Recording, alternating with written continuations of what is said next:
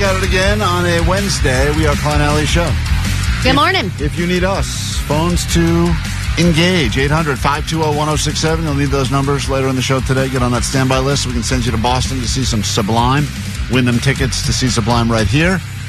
Also, you'll need those numbers. You want to win Sebastian Maniscalco tickets, one of the top touring comedians on the planet. We will send you to see Sebastian. And also, Allie, we got lots and lots of lift tickets so that people can join us for the just announced Klein Alley Show, Ditch Day 2, Electric Boogaloo. Are we calling it that or no? I think we can call it whatever we want. Great. But I just want to know if you're going to still bring your little puffy jacket with the fur around the collar, because we are in a cold front, and they said that it's going to be one of the coldest weekends. I got one jacket for when the temperature drops. It's the only excuse I have to wear this thing. I believe roadkill was used to help make the hood, and you better believe I'll wear that jacket. I guarantee you it's like mink or something. It's definitely not. I think I bought that thing I think it might be your wife's. It may be a woman's jacket. It's a possibility I'm wearing a lady's coat. It's very fitted. It does smell sweet also, like nectar or something. So maybe it is one of my wife's coats. You grew up on the East Coast, and you have fallen this far to where you only have one kind of appropriate winter coat? Got rid of all of it. That's why, to be honest... You did or your wife did? She's got tons of winter coats because she's like all these other people in L.A. that when the temperature drops to 60, she's like beanie and glove layers, yeah. I mean, there was a time recently... All these other people, that's you. You're describing yourself, Okay, man. Omar, it's other people, too. I don't usually think it's cold until it drops into the 50s. But she, around 60, will start saying... It's, Oh, wow, 10 degrees difference, wow. But 60, growing up, like, that was when you'd wear shorts. If it was going to get anywhere even near the 60s, that was shorts weather. Like, I was like, it's going to be in the 60s today? I'm putting on shorts. Now, all of a sudden. God help us all. I know. That's the fact right there. I should just live in a place that forces me to cover up as much of my body as possible at all times. Yes. That's how people should decide where they live, not based on Canada, here you come. That's right. Hello, Quebec. I will be your newest resident. We got lots to get to on the show today. Believe it or not, we'll start by giving you some money.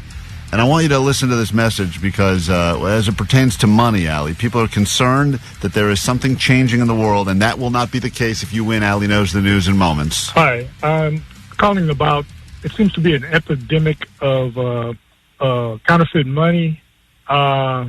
Not to take away from the effects of the fire and the recovery, but twice now from the bank, straight from the bank. I didn't get it from change or any other place. I encountered a $100 bill and a $20 bill that were counterfeit. And I went back to the bank on both occasions. Big mistake. And they said, there's nothing we can do about it. So that's what I'm calling the goat line for. What? Listen, nice work, Klein. Valuable use of the goat line.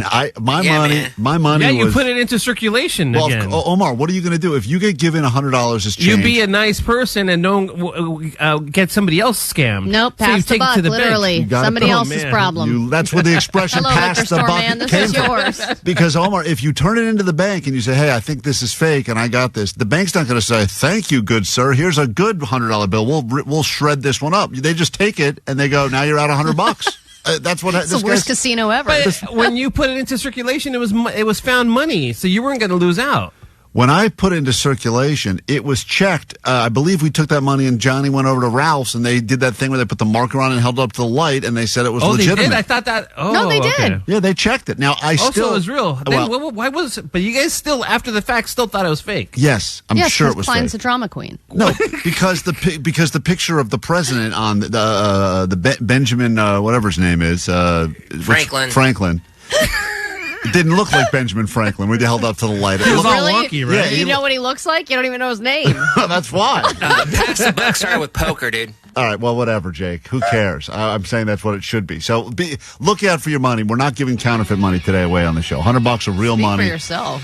That's right. It's Allie's money, so it's Give probably that very wonky counterfeit. president bill. It's all coming up, K-Rock. Hand grenade pins in every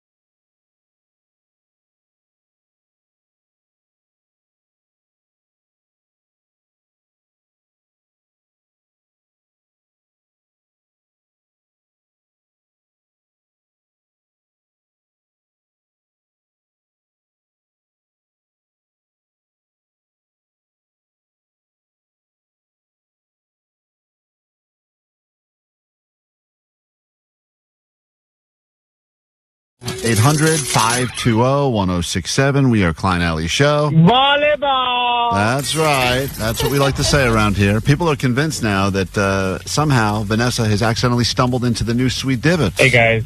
I think volleyball should be the next Sweet Divots. Makes no sense. I was saying it to myself. That's why it's great. Saying it to myself yesterday all day. Me too.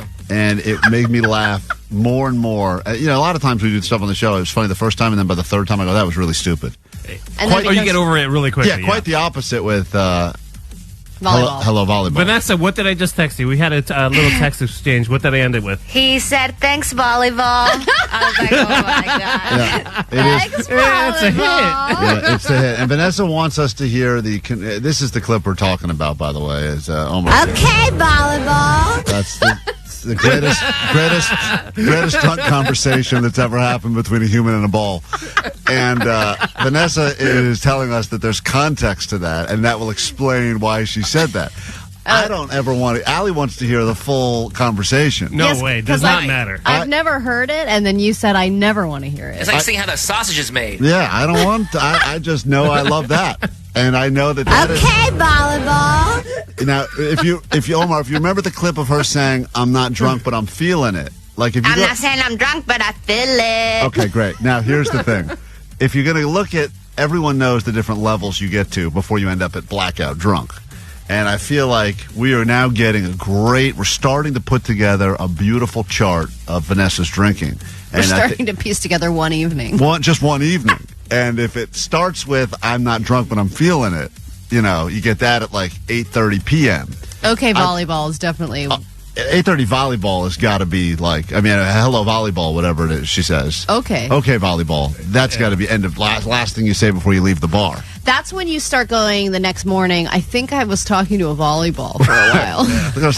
Where is this in the evening? Hoopa Hakua had 35 yards last night. That's as she falls asleep. Yeah, that's all. If you'd like $100 of easy money and you would love to join in on the fun here this morning at KROQ, give us a call now, 800-520-1067. Not only will you get $100 of Allie's money, we will throw in a pair of lift tickets and some VIP wristbands so you can hang out with us as we return to Snow Summit for Ditch Day. On January 31st, it's open to anyone who would like to show up, but we've got some lift tickets for you. We'll be giving them out all show and all week long. If you'd like to win them and get your $100, call now. We'll do some Allie Knows the News next on KROQ.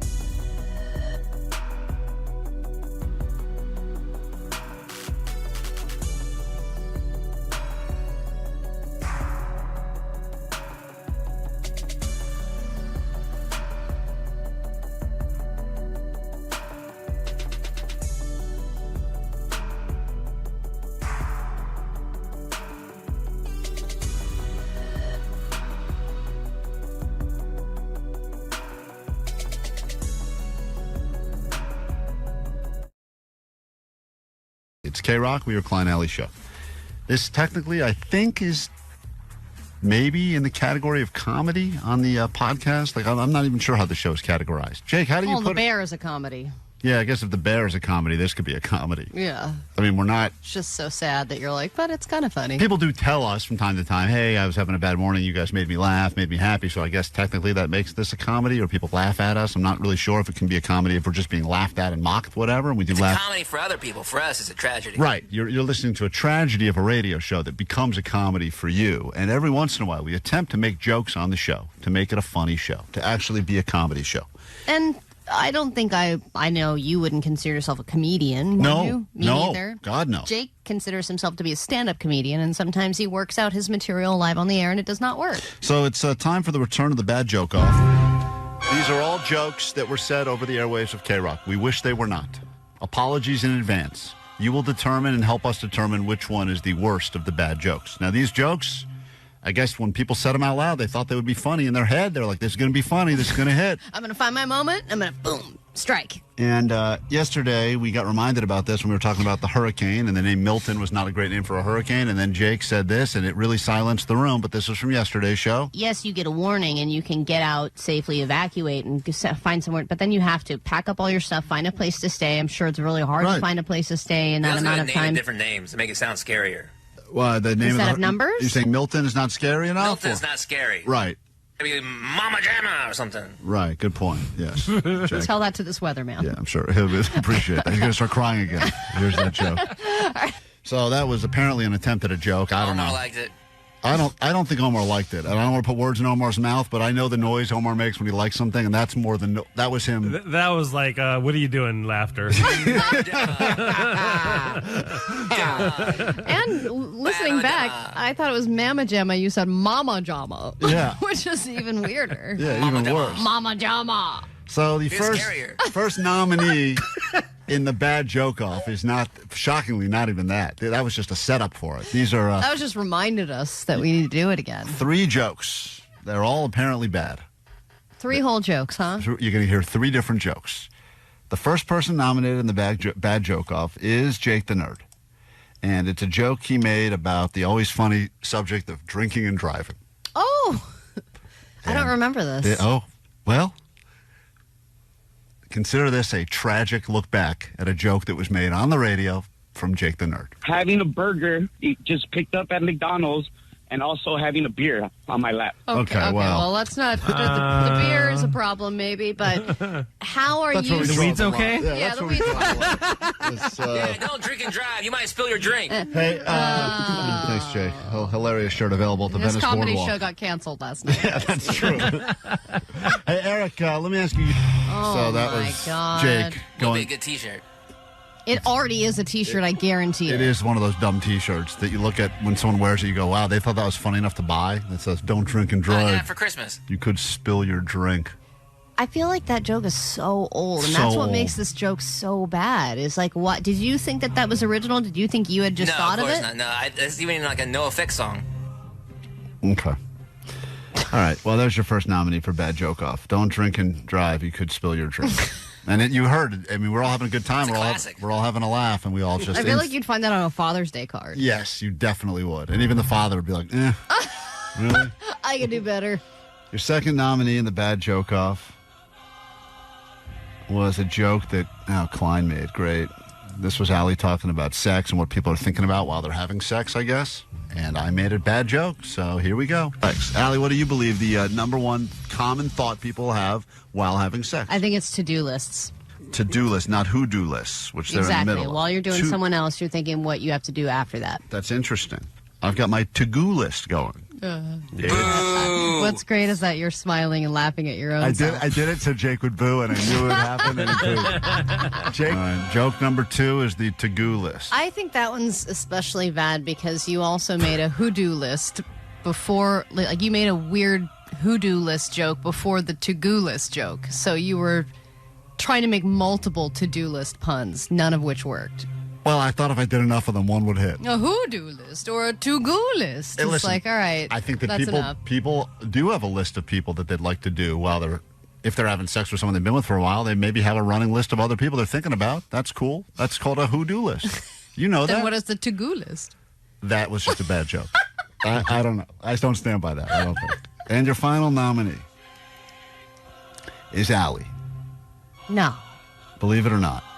This was... I think we've said in this clip that this is the worst joke that was ever told on the history of the show. Oh. But we were talking about the different types of parties you go to as an adult And somehow someone brought up housewarming parties, and Allie made this joke. And boy, is this a room silencer. Maybe when you turn 50, that's a big party. Housewarming party? That's kind of lame. That's like you show up and you bring someone a plant. Here's a fern, That happy sounds house. nice. And by the way, nowadays, if you have enough money to buy a house in Southern California, no one should be bringing you anything to your party. You should be giving people stuff. And it's LA, so your house is already real warm. So we got 1, 2, 3. That was the worst joke of the show so far. By the way, I think that may have been the worst joke in the history of the show. Write it down, Jake, for the bad joke off. All right, Allie. You don't need to housewarm. It's a housewarming party in a warm house. Joke. It's kind of funny when you think about it. It's a thinker. It's definitely not It's a think thinker. piece. It'll sit with you. 3 bad jokes. Keep tapping your forehead like that. 3 bad. I didn't even play the Intuit joke Allie made because I we stand by the Intuit joke. That's sold a out great 21 joke. Pilots tickets. You can go to the Intuit Dome. Apparently, their grand opening last night was not a massive success. Into it. More like can't get into it. Thank you, Vanessa. I got you. Get ready. Let's just go home. All right, that one is not nominated. I'm not even getting a laugh from Omar. I'm getting a Yeah, pain. painful noise. So you have to decide who wins this round of the bad joke off. Is it the to-go list? Is it the housewarming party? No need to have a housewarming party because the houses in Southern Already California are already warm. That was a weather joke. Or is I it, really should stay away from anything weather related. yeah. Or is it Jake's? Classic. Don't drink and drive. You know- Reprising a classic. You could- 559 said I at 35 years old and I've never heard the Jake joke But ever it's- in my life. It's still that not. you may spill your beer. It's still not a good joke, though. Classic. It's not classic. Yes, it is. I think even though it's not eligible, your Mama Jammer one may win this whole thing. I stand by it. I think No Mama doubt. Jama is the winner. All right.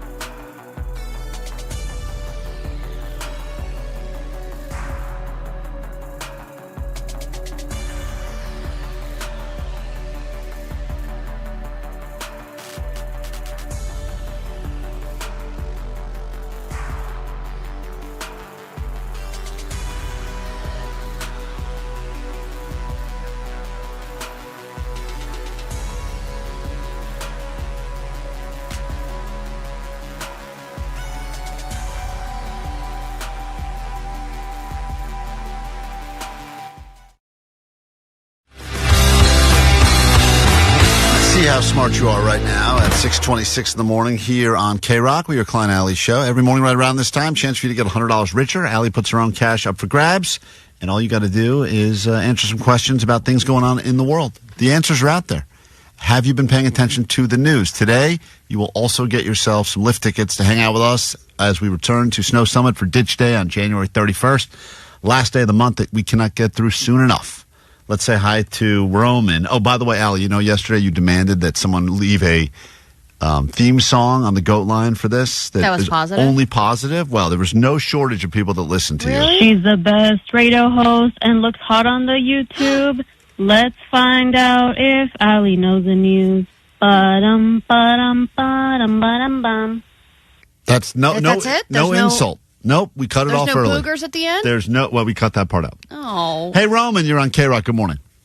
Hey, good morning. Hopefully you've been paying a little bit of attention to what's been going on in the world. Allie will sequester herself outside the KROQ studios. All right. Please feel free to play along if you're listening and see how you would have done. Sorry, YouTube live stream, I'm leaving. She's leaving now. The numbers will spike. If you're watching along, you net bangers and people checking us out for the very first time, head over to YouTube. You can check out KROQ's YouTube page for the show, the cameras in the studio, including that very special toilet cam that's becoming a real problem with HR. Let's go ahead and get into your round of Allie Knows the News right now. Here we go, Roman. Allie Knows the News. Green Day has added a new person's name to their hit American Idiot after this person slammed the band. Which name has been added to the song American Idiot? Elon Musk, I believe it was. Question number 2. California has already sued Trump over his attempt to end what? That one is going to be birthright citizenship. Question number 3.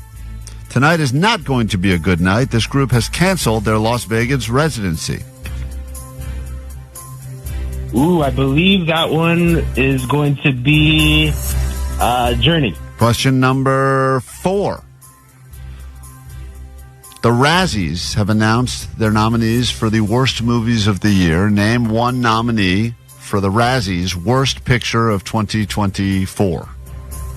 Joker 2 was on that list. And finally, love the confidence and the quickness you're answering. Everyone else who's ever considered playing Allie Knows the News, listen to this guy. His answers may not be right, but he's answering them very quickly, and I love that. This comedian will be returning as the host of the 2025 Grammys, which will make him a 5th-time host of the award show. Ooh, the 2025 Grammys host, I believe, is going to be Trevor Noah? All right, let's bring Allie in. We'll score it together. Don't say anything else. All right.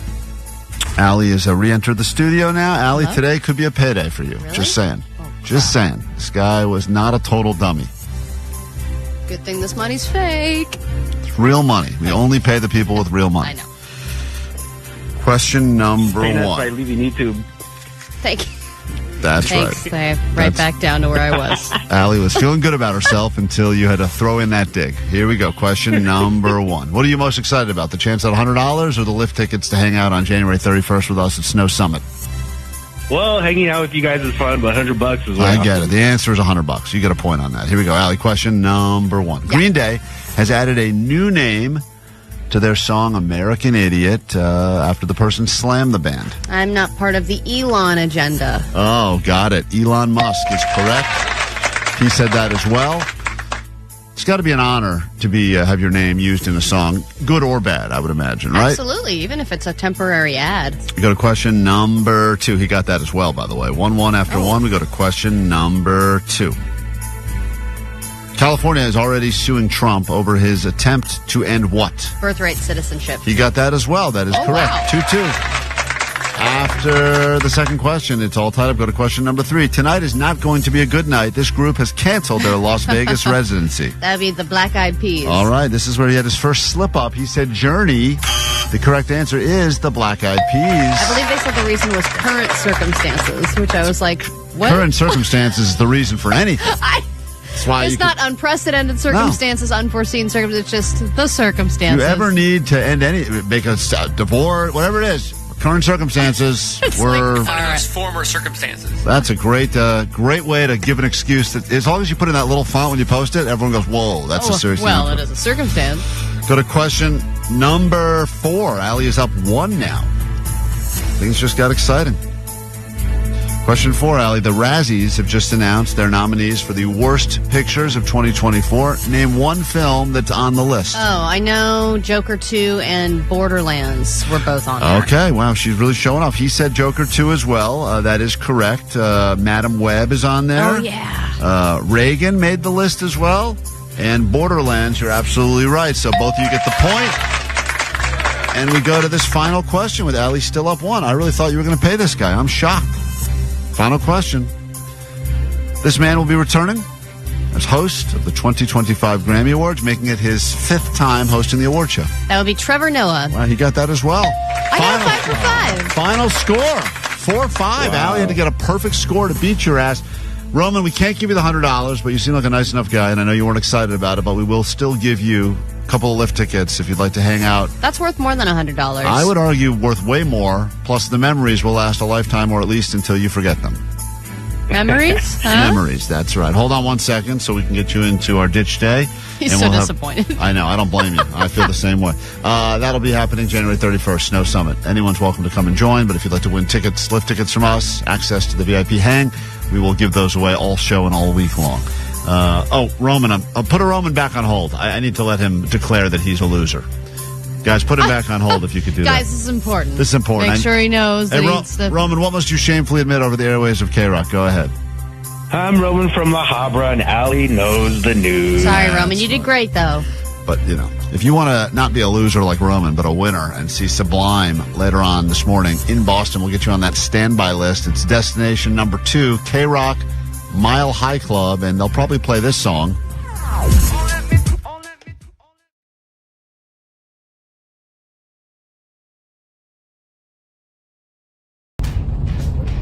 Look at that. Look at this. Dude, we're in like Colorado.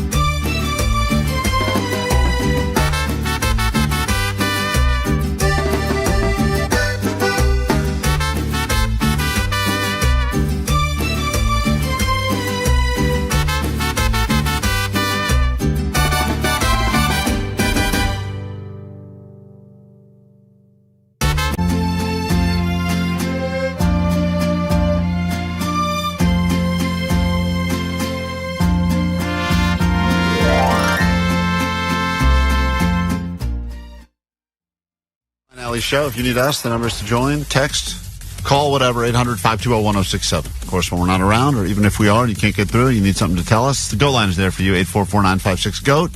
There for a variety of your reasons.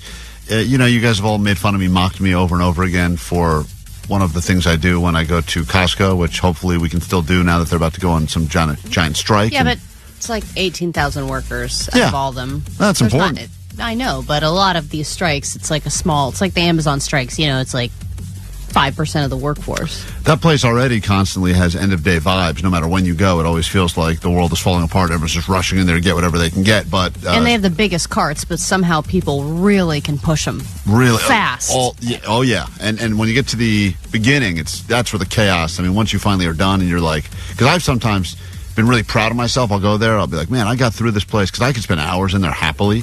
But sometimes I'll be like, wow, I got through everything and I did it in like 40 minutes.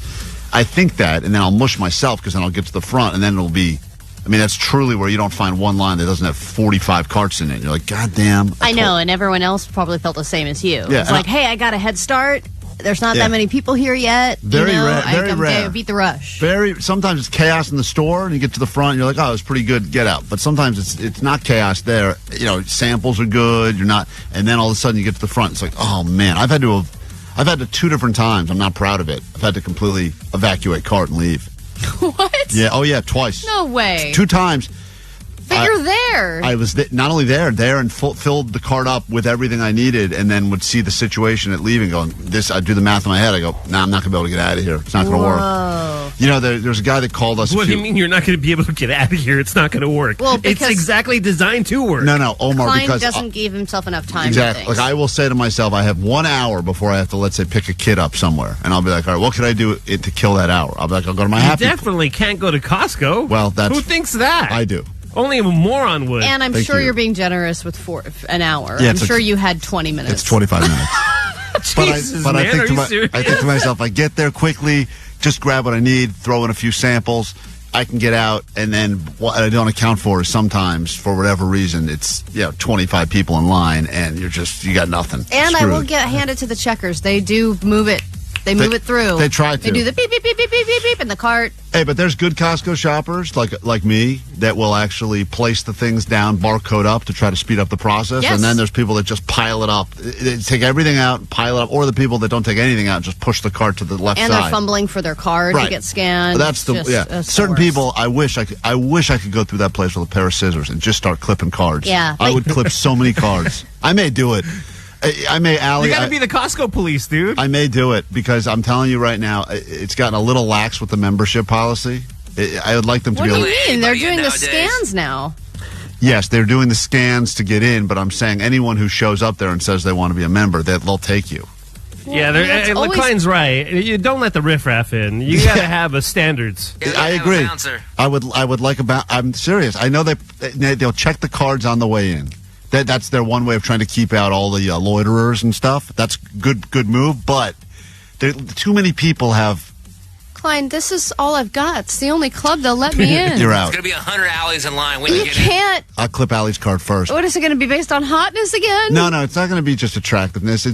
I think that anyone who, before they let you be a member there, should do some sort of just a basic, like, are you like a sobriety test that they would do, like a roadside sobriety test? It should be like a cart etiquette driving test, like a cart driving test. Just standard right here. You get. Before they let you be a member at Costco, they should just say to you, all right, you fill out your form, you take your stupid picture, and then they say, go find like 3 things. Give them a list. Here's 3 things. Get them, and let's see how quickly you get back here. And then see if the person has any sort of ability to even navigate in that space. If they don't, they're like a salmon going upstream the wrong direction. They're leaving the thing. That's the right direction for a salmon. What?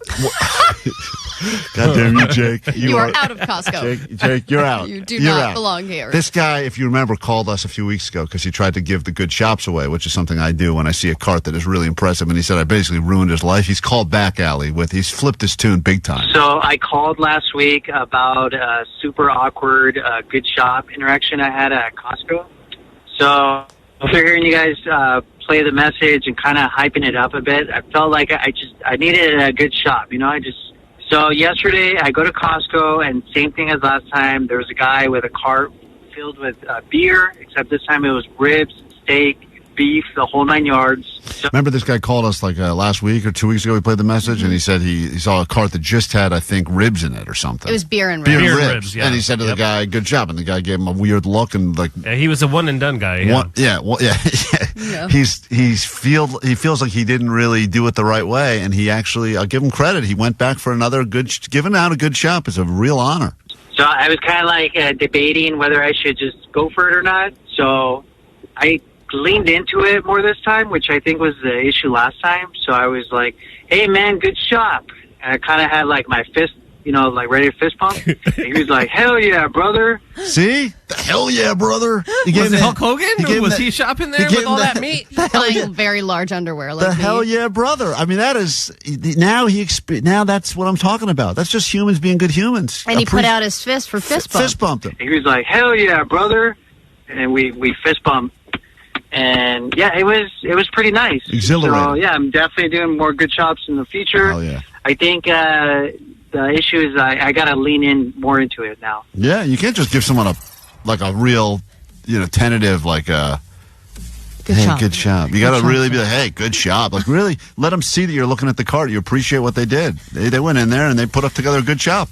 Give the card a nice once-over, like you're checking out a beautiful woman. As we're getting closer to Super Bowl, this is where you see some of the greatest shops of the year. I'm going to be going over to Costco. Omar, I did get a bunch of ribbons I'll be giving out to people. Oh, nice. That are good shop ribbons. Where'd you get the ribbons? Don't worry about it. Found a place online, and I'll be putting them on the cart. Like really giving them a real good shop. On the cart? That makes no sense. Why would you put it on the cart? Well, put it on the person, whatever. That'd be weirder, I think. I don't think people like being touched. I'll put it on the cart. I'm going to tell them good shop. Hold on, let me just pin this on you. But this is where you get some of the best shops, because you'll see some people go in there loading up on Super Bowl snacks, but then they'll also have like a TV. Some of the best shops I've ever seen. You're right. 2 TVs, because they feel like, I got to have a Super Bowl party, need TVs in the bathroom. A lot of pallet shopping. You see TVs, you see like meat platters, and then you see all the beer, and sometimes you just look at those carts, you go, man, that is a good shop. I long for the day that a cart is not enough, and I have to go back and get one of those big giant things. Pallet? Yeah. A pallet good shop. It's great. All right, we got to take a quick break. We will be right back. We got more show to get to. And we will give you, we got more lift tickets coming up very soon. Plus your ADD news the second we return from this quick break era. Klein Alley Show.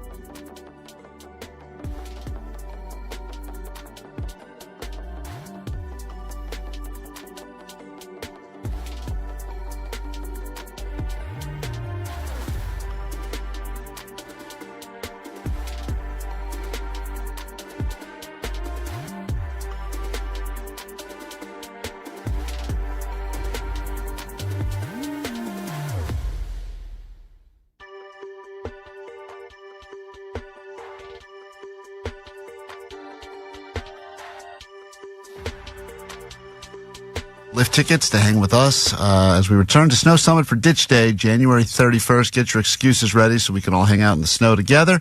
But first, this is your news. Grab your Adderall. It's time for ADD News. Viva Klein Alley Show.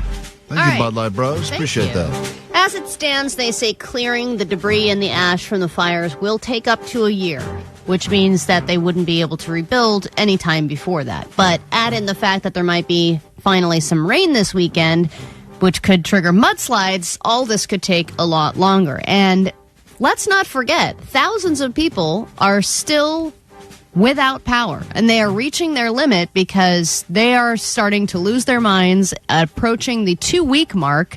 Being without power for a few days or a week is hard, but when you start getting to 2 weeks, 3 weeks, you can't keep any food in the house, you have no internet, you can't watch anything, I feel like you start going crazy. What's the worst part of the no power? What of all those things you said, what is the worst part? Because technically, you could, I would think, if you've got a phone that you're able to charge, outside the house, you could still get online. Yeah, but that's a stressor. Of you course. have to constantly on battery getting mode. the thing charged, and then you have to leave the house to go charge the phone somewhere, and then get back, and then people are texting. It's your only way to communicate. It's your only piece of technology that works, so you're using it way more than normal. But the worst part by far is no internet.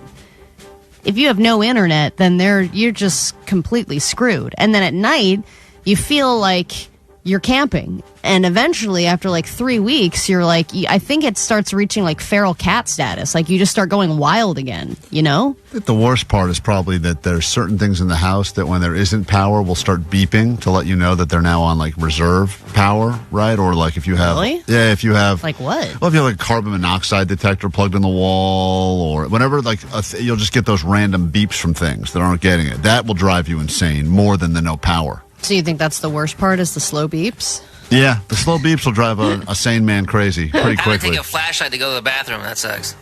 If the flashlight, looking for the flashlight is annoying. That whole concept really sucks. Trying to find flashlights when it's dark out. Yeah. And then doing candles and all that crap. I think everyone loves a good 24-hour power outage. It's like fun. Well, it's like a forced digital detox. You're like, cool, we just have some candles and some flashlights and it's like scary stories. Excuse to play that one board game that you only have some of the pieces of still. Right. And then after 3 weeks, you're like, okay, I just want to re-enter society, please. I know. Like 34,000 people still don't have power. There it is. There's that. It's driving me crazy. Where's that thing coming from, man? Where is it? Now it's over here. It's gone now. Thank God it's off. We're not going to hear that again. Scientists have discovered a new spider that is the new most venomous spider. Damn you. And then it's never regular. Like, it won't happen for a long time. You forget, and then all of a sudden it's back. Yeah, and right. You're like, God damn it. Right when you think it's gone, it comes back. So there's a new most venomous spider in the world. The funnel web spider was always the GOAT when it came to deadliness, but now they're realizing that the big boy spider, which is... Big boy! I know! Hell yeah. Right? Isn't he the best? No! If it drops into the bed, I will f***ing kill you. Be smart. Cowbell! That's how my wife handles spiders. The funnel web spider, or the big boy spider, is a subspecies of the funnel web, and it is more venomous. And of course, it lives where all the nightmare animals live in Australia. And these spiders can live in suburban areas and wander into the house during the summer when males leave the burrow to search for mates. And their venom contains a toxin that attacks humans' nervous systems. And if you don't get some medical attention, you could die within 15 minutes. So that now is the new scariest spider? It's the new most venomous spider. All right, cool. I mean, it's not very often that, something replaces the number one on those lists. It's kind of always the same ones. Right, very rare. Especially one with a great name like Big Boy. Of course, can't go wrong with Going to be number that. one for a long time. Luther Lufay spider. Let's go.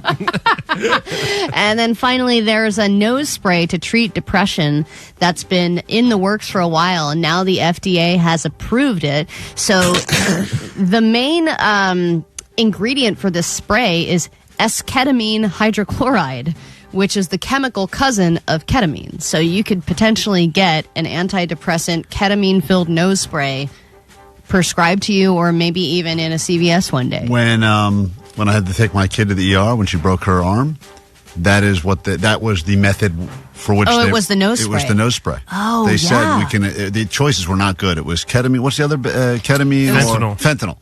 Fentanyl was going to be done IV style. If we had gone with the ketamine, it was going to be. I can't believe that. It was going to be done through the nose. And they said the one problem with the nose delivery is that sometimes it's not enough, and then and there's not enough to rub on your gums after. Right, you can't give yourself one of them numbers.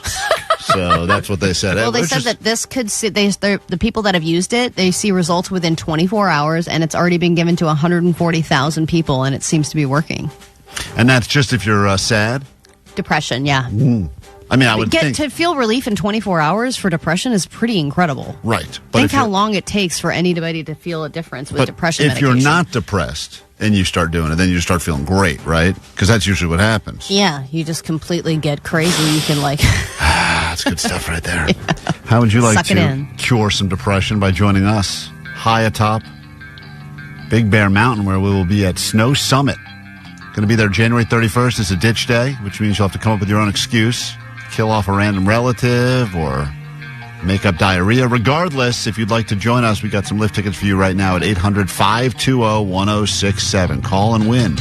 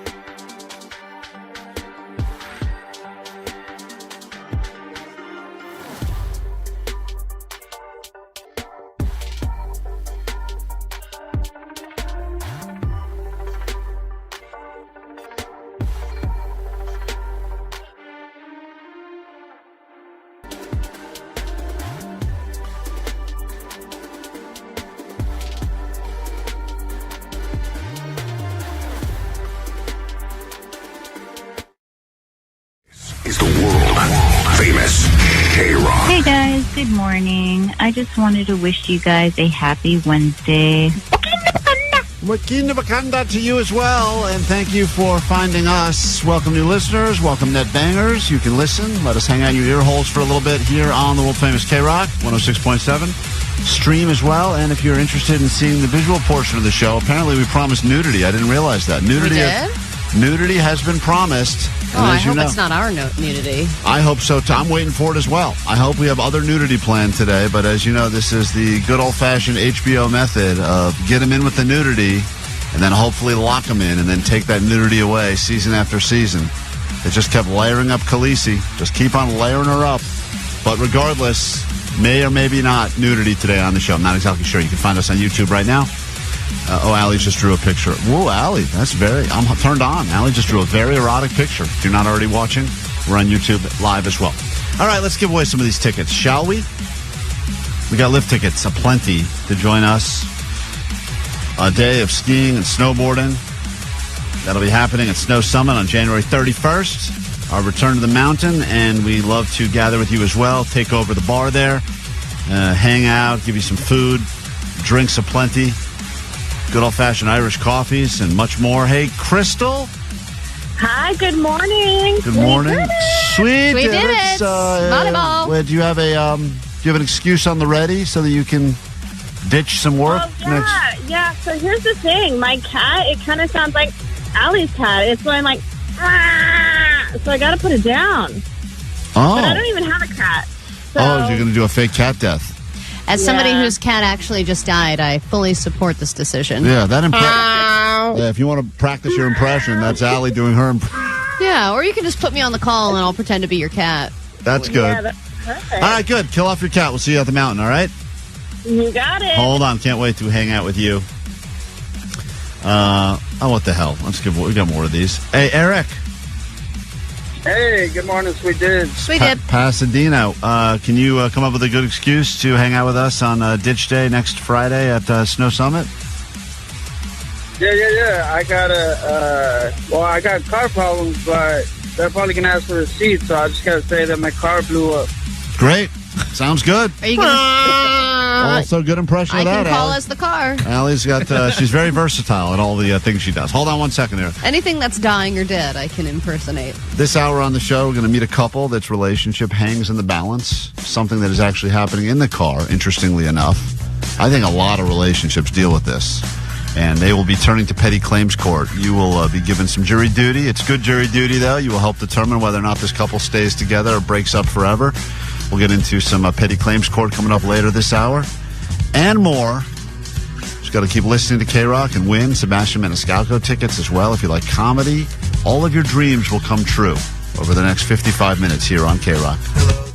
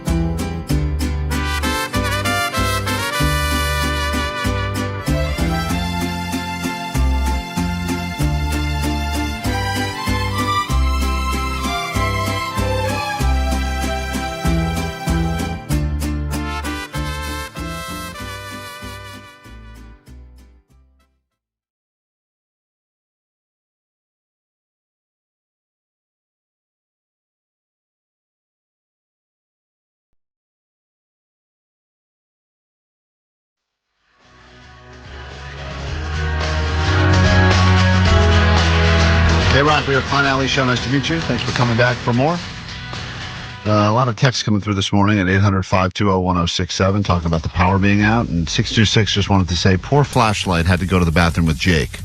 If you're a Flashlight, that's one of the worst things in the world you'll ever have to do is go to the bathroom with Jake the Nerd. Not another power outage. Jake did lose some power in the Jake shack. Jake lives in a little shack, a shed behind a real house. But he said the rent was too good to pass up, and it comes with full utilities, except for when those utilities don't work.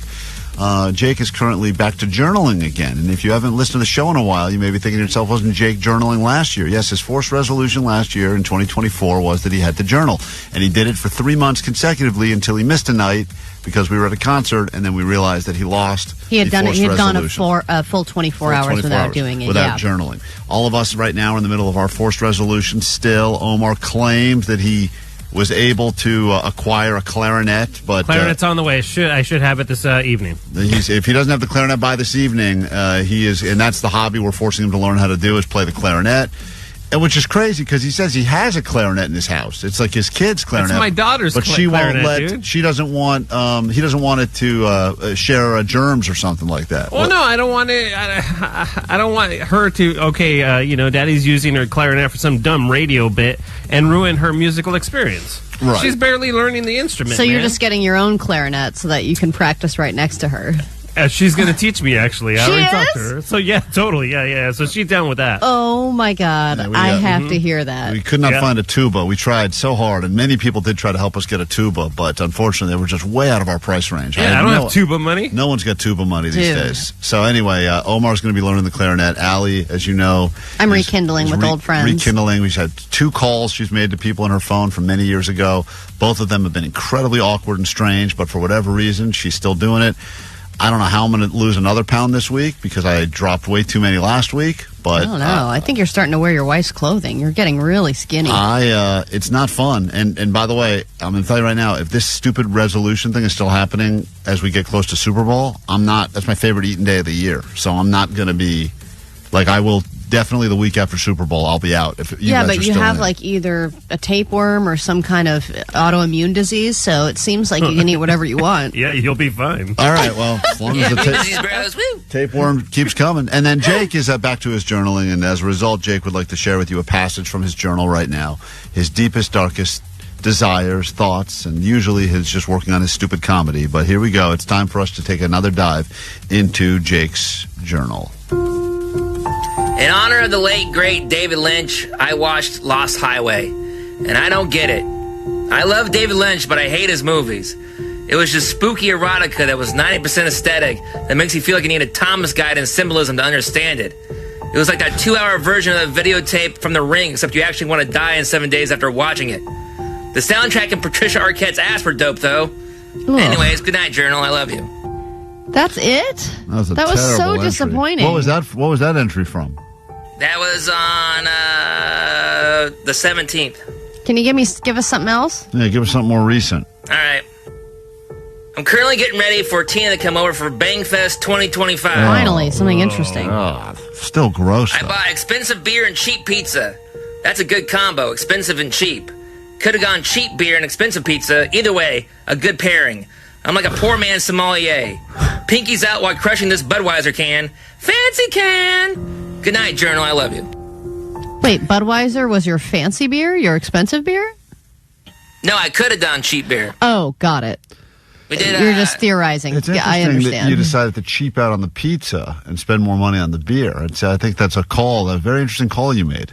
Yeah, you can go either way. You can go expensive beer and cheap pizza, or cheap beer and expensive pizza. Yeah, no, I heard it. We all heard the entry. Yeah, we don't need to hear it again. That's enough. I mean, he's got more Why don't you patience. shut up, Jake?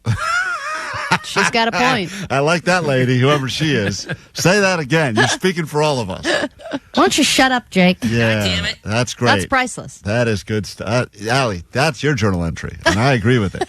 We got to take a quick break. When we get back, this couple is dealing with something that potentially will tear them apart forever. You will make the decision. Who's right, who's wrong. It's all about scorekeeping in a relationship, and we'll prove that to you next. KROQ welcomes the Fire Aid Benefit Concert, January 30th.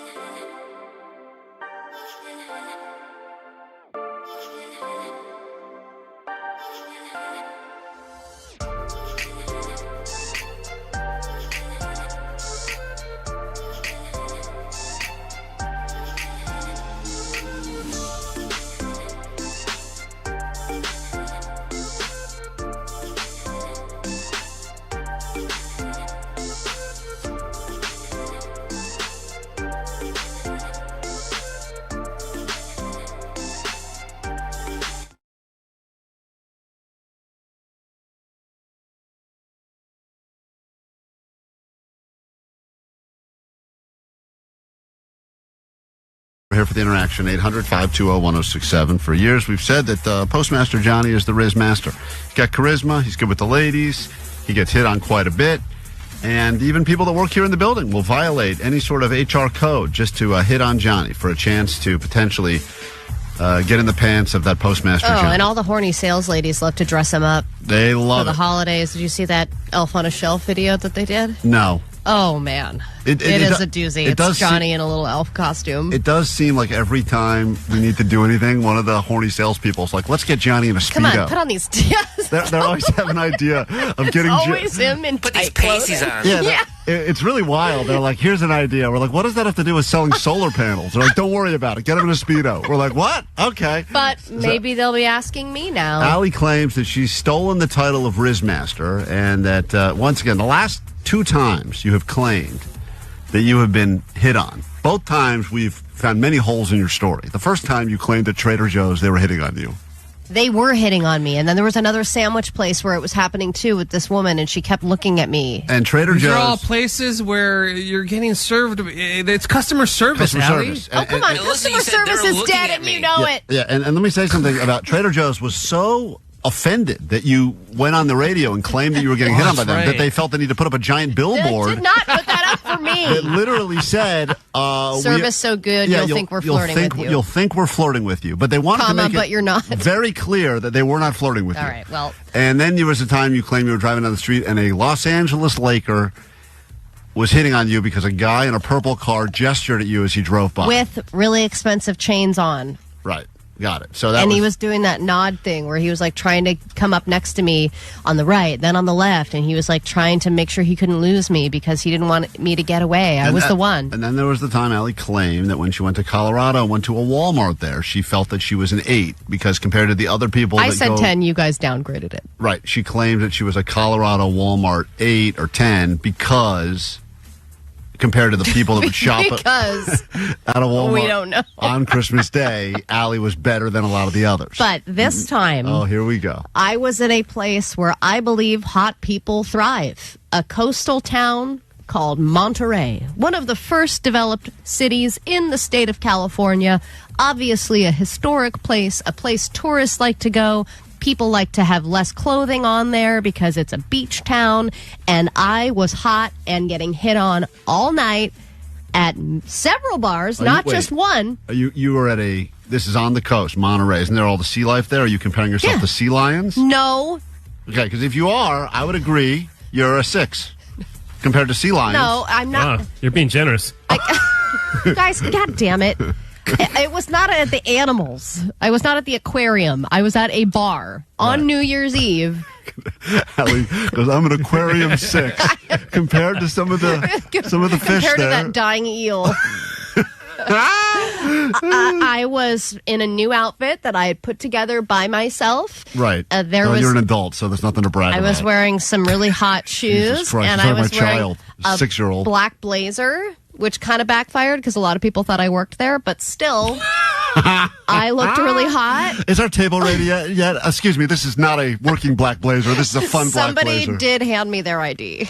Oh, really? At one point. Jesus they Christ. thought I was the bouncer. But I did. That's the most offensive. That is the most offensive thing to think you are, Allie, because you probably had some blazer on with big shoulder pads and big broad shoulders. I naturally have shoulder pads. Tough. Where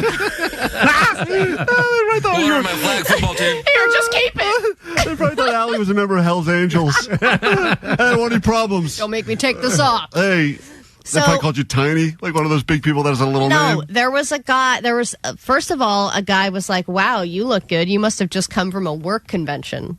And I was like, "Well, thank you so much. That's really nice of you to say. I'm actually just out in this outfit for the night."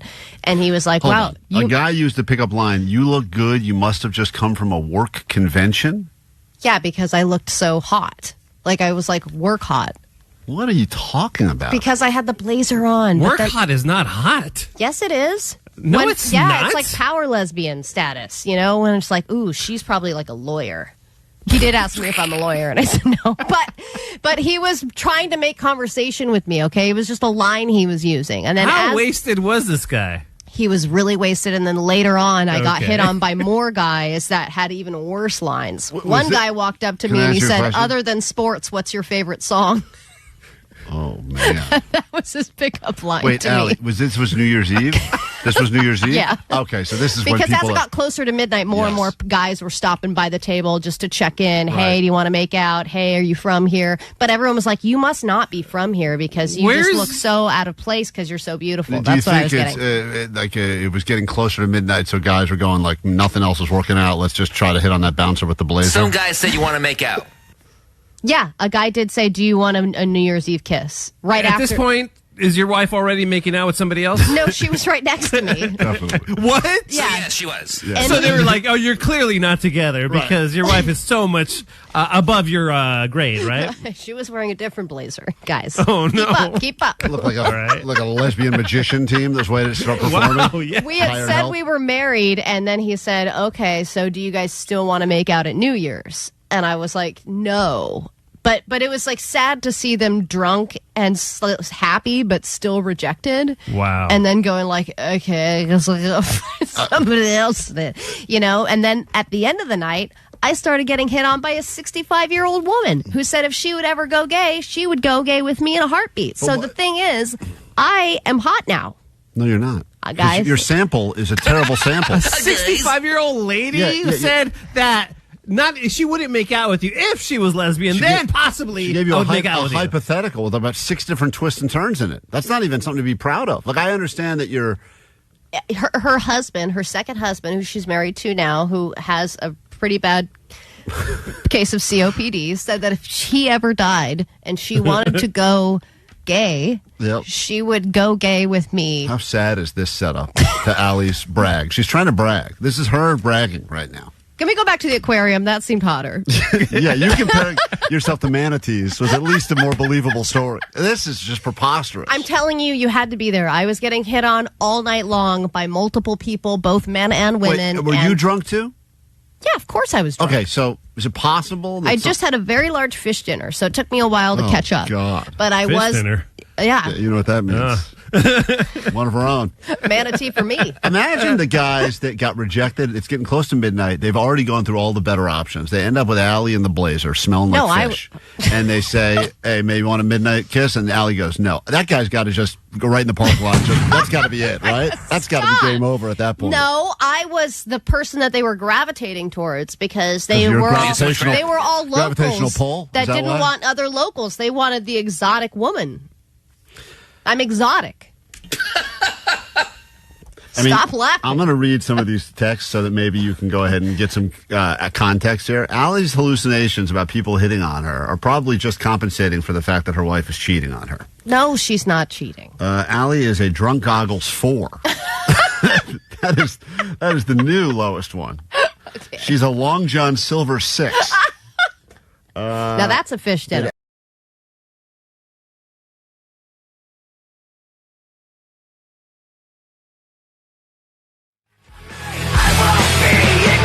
KROQ, Klein Alley Show. A lot of people pointing out jury duty is a great excuse if you'd like to hang with us as we take over Snow Summit for a little hang January 31st, a week from Friday. We'll be up there right after the show. Technically, I think we're saying 1 to 3 is when we're going to be at that bar, Tommy's bar. But I think it's really 1 to question mark. No, I'll be out of there at 3 sharp. Oh, okay. Maybe before. That's where the question mark comes. In our Show case, up early and leave early. question mark could mean we leave early. On the phone right now, we have some people that need you to be a member of jury duty because you will have to determine whether or not one of them is right and one of them is wrong in this relationship. Petty claims court started here with little arguments, and I would argue that most of the arguments are not the big things. It's all the petty stuff that will slowly erode away at the very foundation of your relationship unless we get to the bottom of it and we can move on.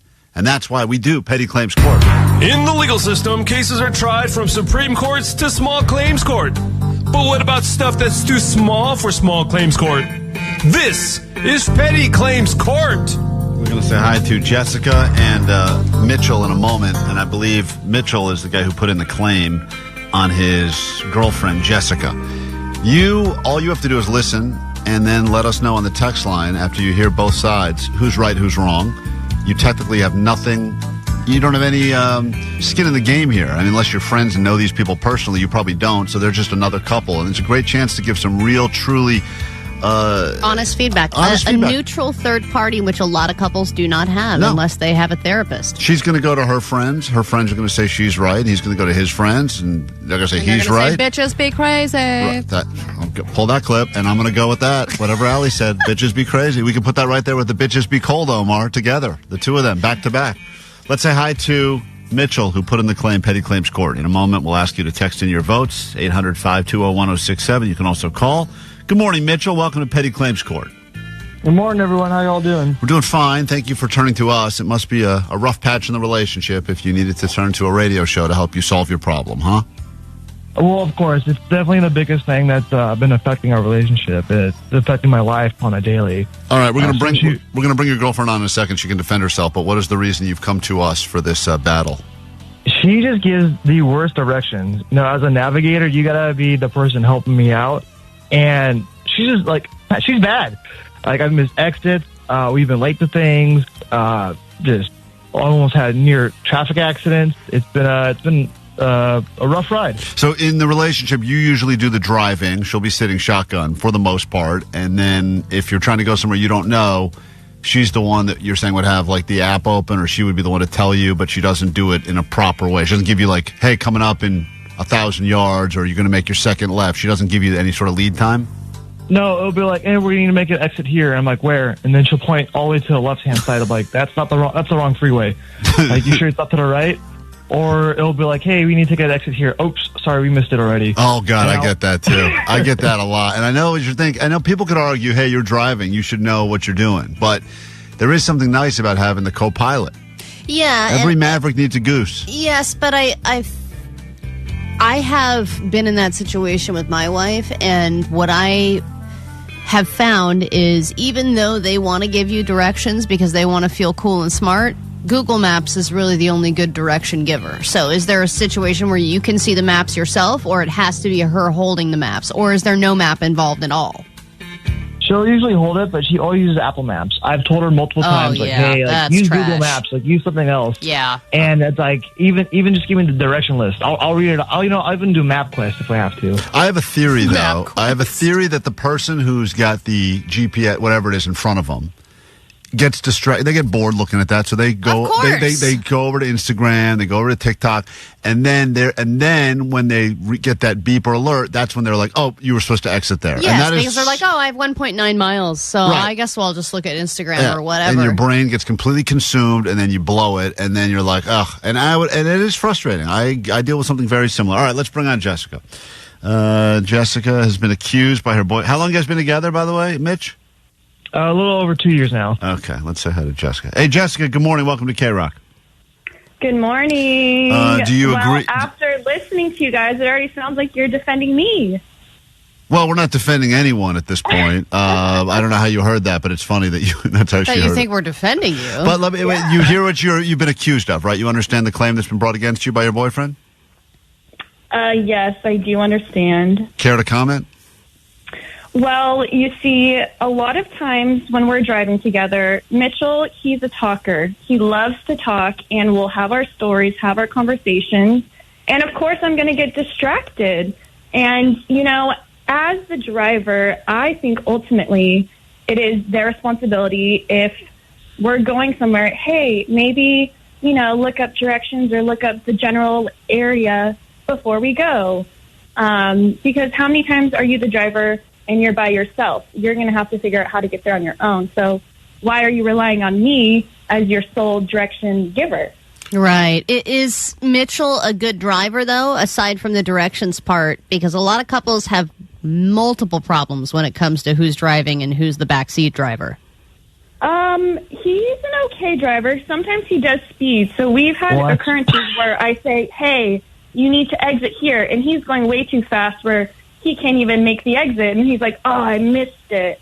Well, yeah, but okay. Regardless if he's, quote, speeding or going, let's say, 55, and no one does that. So I don't even think 75 is speeding. But regardless, saying you need to exit here as you're going by the exit, even if he's going the actual speed limit, is useless information at that point. Yeah. Yeah. Okay. I mean, I'm saying, hey, by the way, it's the next exit. That's helpful. Or I think our exit's coming up is helpful. But a lot of times, if you are the driver and you know that you, quote, have someone who's doing the navigating, you kind of turn that part of your brain off. You're like, all I got to do is just worry about driving now. They'll tell me when I have to make my moves. Jessica, are you using the map religiously, or are you, because my wife will do this thing where she has the map open, but she thinks she knows better than the map, so she will go off in her own direction. Are you like that, or I don't use it religiously. Unfortunately, I do use Apple Maps, and I know it's not the best source out there. I've been told many times not to use it. And Apple Maps has led me astray. So I agree with Mitchell on that end. But no, if I look at a map and it says 13 miles away, I'm like, okay, I have time. And I do end up getting distracted and deep in conversation. And it happens, you know? There's a lot of people pitching solutions, and our job is really not to solve the problem. Our job is just to figure out who's right, who's wrong in this situation. And people are asking this question, do you ever switch roles? Is there ever a time where Mitchell gets hammered and you're doing the driving and then he takes over on the directions? Yes. Or that does happen? Yes. The difference, though, is I have navigation on my car. So when I'm driving, maps are on my little screen on my TV, and he's usually asleep. So I'm fending for myself out here. Well, he sounds like a real catch. So when he's driving, all of a sudden it's like my sole responsibility. Yeah, and sometimes you do just want to be a passenger. You know, you just want to chill and hey, I'm not driving. I can enjoy myself, be a passenger in life, and not feel like you have all this responsibility to get him there. Yeah, I just want to listen to Allie and Klein and not have to worry about getting to, directions and getting lost. Yeah, and 909 said, my husband's a talker, too. If I'm giving directions, I now have to tell him to stop talking just so I can continue to give him directions. So that is a good point, Jessica, that Mitchell is the one who's continuing a conversation, and that distracts you, even though you didn't intend on getting distracted. You were focused at the beginning. Exactly. What is the last place you guys were going to that you needed, like, this actually happened? Is it just all the time anywhere, or is there a specific, like, took a road trip recently and it was just missed exit followed by you should have turned there? I'll give an example. So I can give an example. So there's one restaurant in East LA, and you have to make a number of turns. So say, you just make a left turn here. And I'm like, well, which lane is it? And she's like, that one. And then I'm like, now I have to merge over to the wrong lane. I'm like, you sure wasn't the second lane? So it's a lot of stuff like that. It happens like, it's not just the exits. It's like that turning lanes. Like how you need to be in a certain turning lane in order to go straight, or so you don't hit a wall, or you're going down to Walgreens instead of Target. It's like that. There's multiple instances like that. I do agree. I do talk, but she does talk too. So, I mean, that's how conversations that's work. equality. That's great. That's good. That you both 2025. Let them both talk. That's what we say. All right. Well, in a moment, we're going to turn this over to the jury. The first 100 votes on the text line will determine who's right, who's wrong. Just to recap quickly, Mitchell called us, said his girlfriend of 2 years is terrible at being the co-pilot when they drive anywhere together, and will oftentimes let him know as he's supposed to exit. Oh, that was the exit. You just missed it, which I know that all too well. And I guess the question we're getting a lot on the text line, too, is, Jessica, do you give him a hard time? Like, is it one of those funny things where you're like, there was our exit, haha, we do this all the time to you it? Or do you give him a really hard time, like you lose Like you her? just added 10 minutes to our drive. Right. No, usually we kind of laugh about it and like, oops, and it's like, classic, happens all the time. But like if there are times where we're kind of running late or we need to be there sometime, we're like, irritation happens, and then we You're have the to one deal who with gets the irritated. And does she correct other things? Like, does she do that obvious thing where there's a car that's like 500 feet in front of you and not nowhere even close, and she does that like, Mitch, you see that? God, does she do that too? Is she, or no? No, she I doesn't do get do distracted that, like that. but But it's like just I like, said, yeah, she'll just be like, you turn here. I'm like, there's a truck right there. There's nothing I can do. Or, driving, like parking, like that's her own anxiety. That's a different claim in court. So it's a lot of that. All right. That'll be next week. All right. Well, we've heard a lot. We get 10 seconds closing arguments. Then the jury will decide who's right, who's wrong, and the verdict will be final here at Petty Claims Court. Jessica, we'll let you have 10 seconds first. You've been accused of being a terrible navigator and always missing the turns, the exits, etc. What would you like to say in your final 10 seconds? Go ahead. I would just like to say if I wasn't distracted, then I would be able to give clear directions, and ultimately drivers in control of the wheel, and sometimes they have to know where they're going to get to the destination. Mitchell, 10 seconds, closing arguments. Go ahead. Jessica, I love you. Please start using Google Maps. All right. He didn't even need this whole time. We will open up the text line now for your votes. 800-520-1067. The first 100 votes will determine who's right, who's wrong. You're voting for Mitchell or Jessica. Come back with the official verdict and ruin this relationship next on KROQ.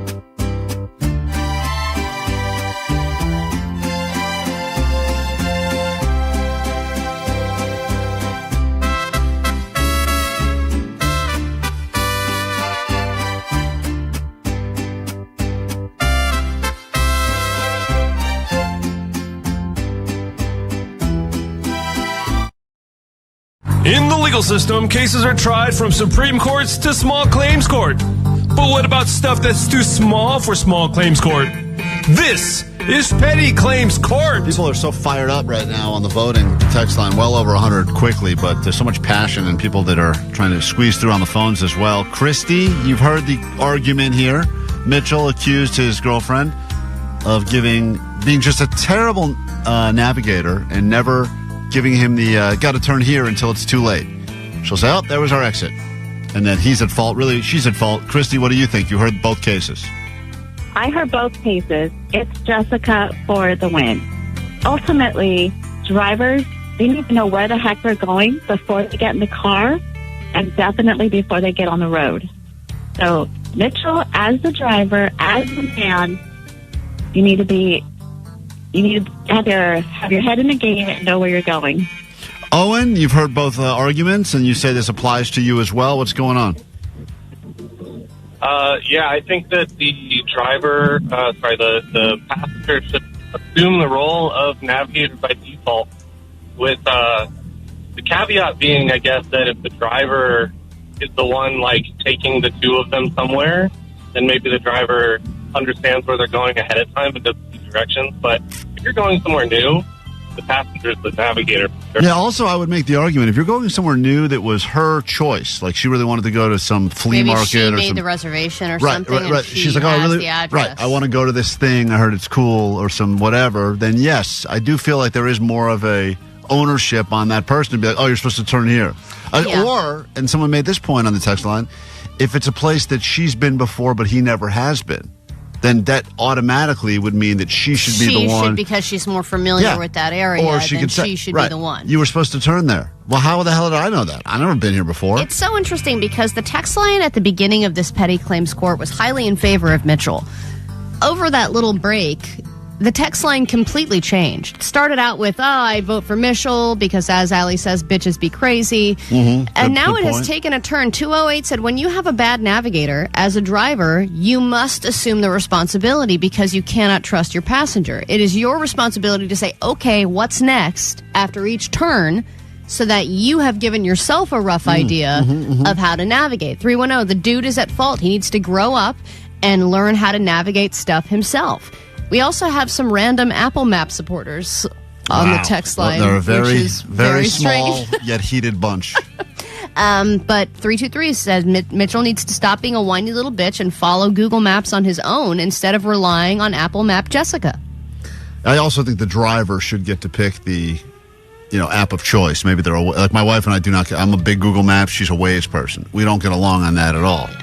I get And I get so annoyed with her that she will only because I'm like, oh, no, stick with this one. I got a better system. Those little figurines. And sometimes they yell. They're both on and they're yelling at each other and they're saying conflicting things and it's super annoying. Just a bunch of Jessicas everywhere. Jessica Mitchell, we've got the verdict. You understand the ruling is final here at KROQ, right?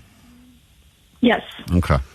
Allie, you've tabulated the votes. We always say the first 100 determine who's right, who's wrong. You've read a lot of the responses. Who knew that people would be so heated about this? If you have an issue going on in your relationship and you need us to battle it out on Petty Claims Court, you can always reach out to us, slide in the DMs, Klein Alley Show, call the GOAT line, 844-956-GOAT. We could feature you in a future episode of Petty Claims Court, save your relationship or destroy it. So this was tough, but after adding up all of the votes on the text line in a massive upset, Jessica has won this round of Petty Claims Court. It's unanimous that she should stop using Apple Maps because it's trash, but still, everyone thinks that, Jessica, you are the person who is in the right, and Mitchell, you need to take some responsibility and at least solve this problem with a $7 phone mount. Oh, I guess I can do that. I agree. And I think the most hurtful text we received, which I think also applies to this now, is Jessica has been demoted to car DJ. And everyone knows there's no more shameful job in the world than being a DJ. Thank you for that. That hurt ours. That cut deep. But as a result now, you've been stripped of all navigation responsibilities, and you'll just be in charge of picking the music and or episode of Klein Alley Show to play in your rides, okay? I accept that. That sounds great to me. All right, Mitchell, just pretend she's not there. I mean, for conversation, sure, but assume Just treat her like the woman she is. Yeah. Pretend she's not there. Let's go back all the way to 2024 and not give her equal rights. You know what I'm saying? I get it. All right. Well, congratulations. You guys feel like your relationship is stronger now or weaker? Stronger. Oh, boy. Oh, boy. Now you got problems in paradise. All right. Well, there they go. That's Jessica and Mitchell. Nice couple. Wow. 562 said BS. I want to see the votes. I don't believe this. Man, I'm looking at them pour through right now. They're still coming in because people are listening on delay. But the chat line is so stupid. This is ridiculous. People are really mad. And I get it. Listen, you got your own issues going on. We'll solve them. We got to take a quick break. We'll be back in a second. When we return, hey, hold on. Let me invite these people. Hold on. Hey, you guys still there? Yes. I don't know if you want to come up with an excuse, but we'd love to meet you if you want to join us for our Ditch Day as we take over Snow Summit on January 31st. As long as you can get there. I don't know who will be in charge of the directions at this point, but if you can make it to our hang, we'd love you both to join us with some lift tickets and VIP party passes, etc. All right?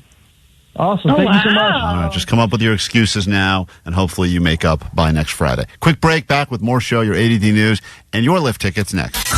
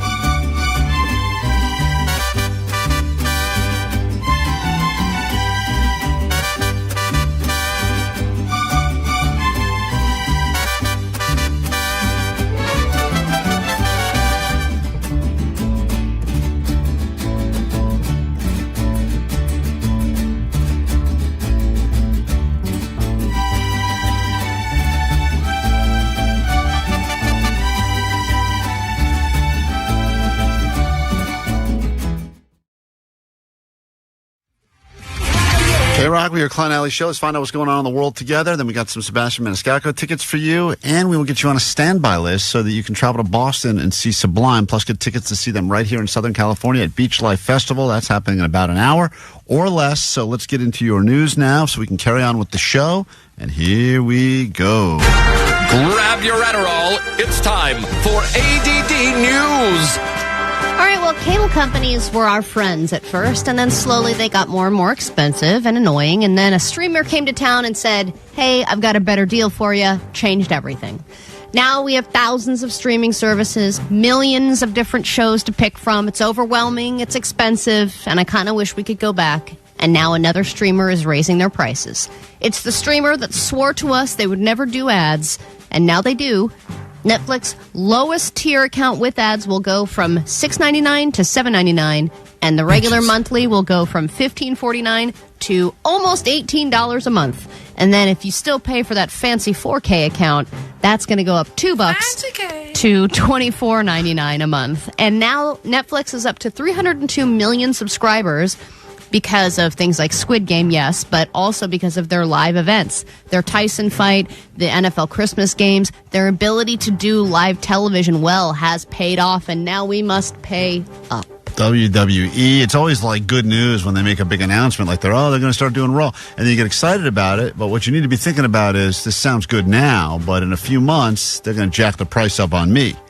And, you start really crunching the numbers and going, this... But if the average of things that you watch on Netflix keeps going up, it still becomes more worth it. Because as every streamer announces a price hike, you start going through in your head, what shows do I actually watch on that platform? Yeah, but I also think... But if you don't want to lose live events like that. But they know... It's funny, yesterday they tried to hard sell me on Netflix yesterday. They basically... Before I could even get into my shows, they go... How would you like to invite a friend or family member to join you on your account? Like, really? Yeah, it's one of those things. Like, you can... You got an ad for Netflix on your on Netflix? And it wouldn't even let me get into the menu before it actually said, like, I had to read the little sales pitch. And it was trying to get me to do that thing where I could, like, let someone who doesn't live in my house access my account and give them... Because, they're trying to cut down on... I want to do that. I think you're not a friend, so I don't think... Yes, I am. You're an acquaintance. It didn't say acquaintance. I want an acquaintance account. That's not an option. But, they are looking for ways to, get some more of that money. Fine. And they also... They need us all to band together. Can we become... I'm a freak, all right? Do they have a freak account? They do not have a freak account. But, Allie, you're right. You are a freak. Come on, man. Let me in. Let me into your Netflix fam. What are you paying a month now? Well, now I'm going to be paying almost $18 a month. I'm doing the regular for $15.49 a month. We got to get in on Omar's plan. That guy's still sending DVDs back and forth. Yeah, but he can only watch it on one account, and it's on one device, and it's like grainy as hell. Right, it's low D, LD. And I have the commercial version too. Commercials, LD, yeah. but he's paying hardly anything for it.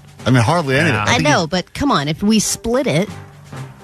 Say if you added me and we just split it, we would both save money. I got to do some math on that. I feel like it's not going to go I just well. did the math. You're going to save money. And also, I feel like it's going to screw up the algorithm. I'll start getting some weird lesbian shows, not the good kind of lesbian shows that I'm into. I would have my own little account. I would just Venmo you every month, and then eventually I would stop Venmoing you. Yeah, I know. Like after the first month. And then you wouldn't remember. Right, exactly. And I would just be like, why do I keep getting these terrible things in my algorithm?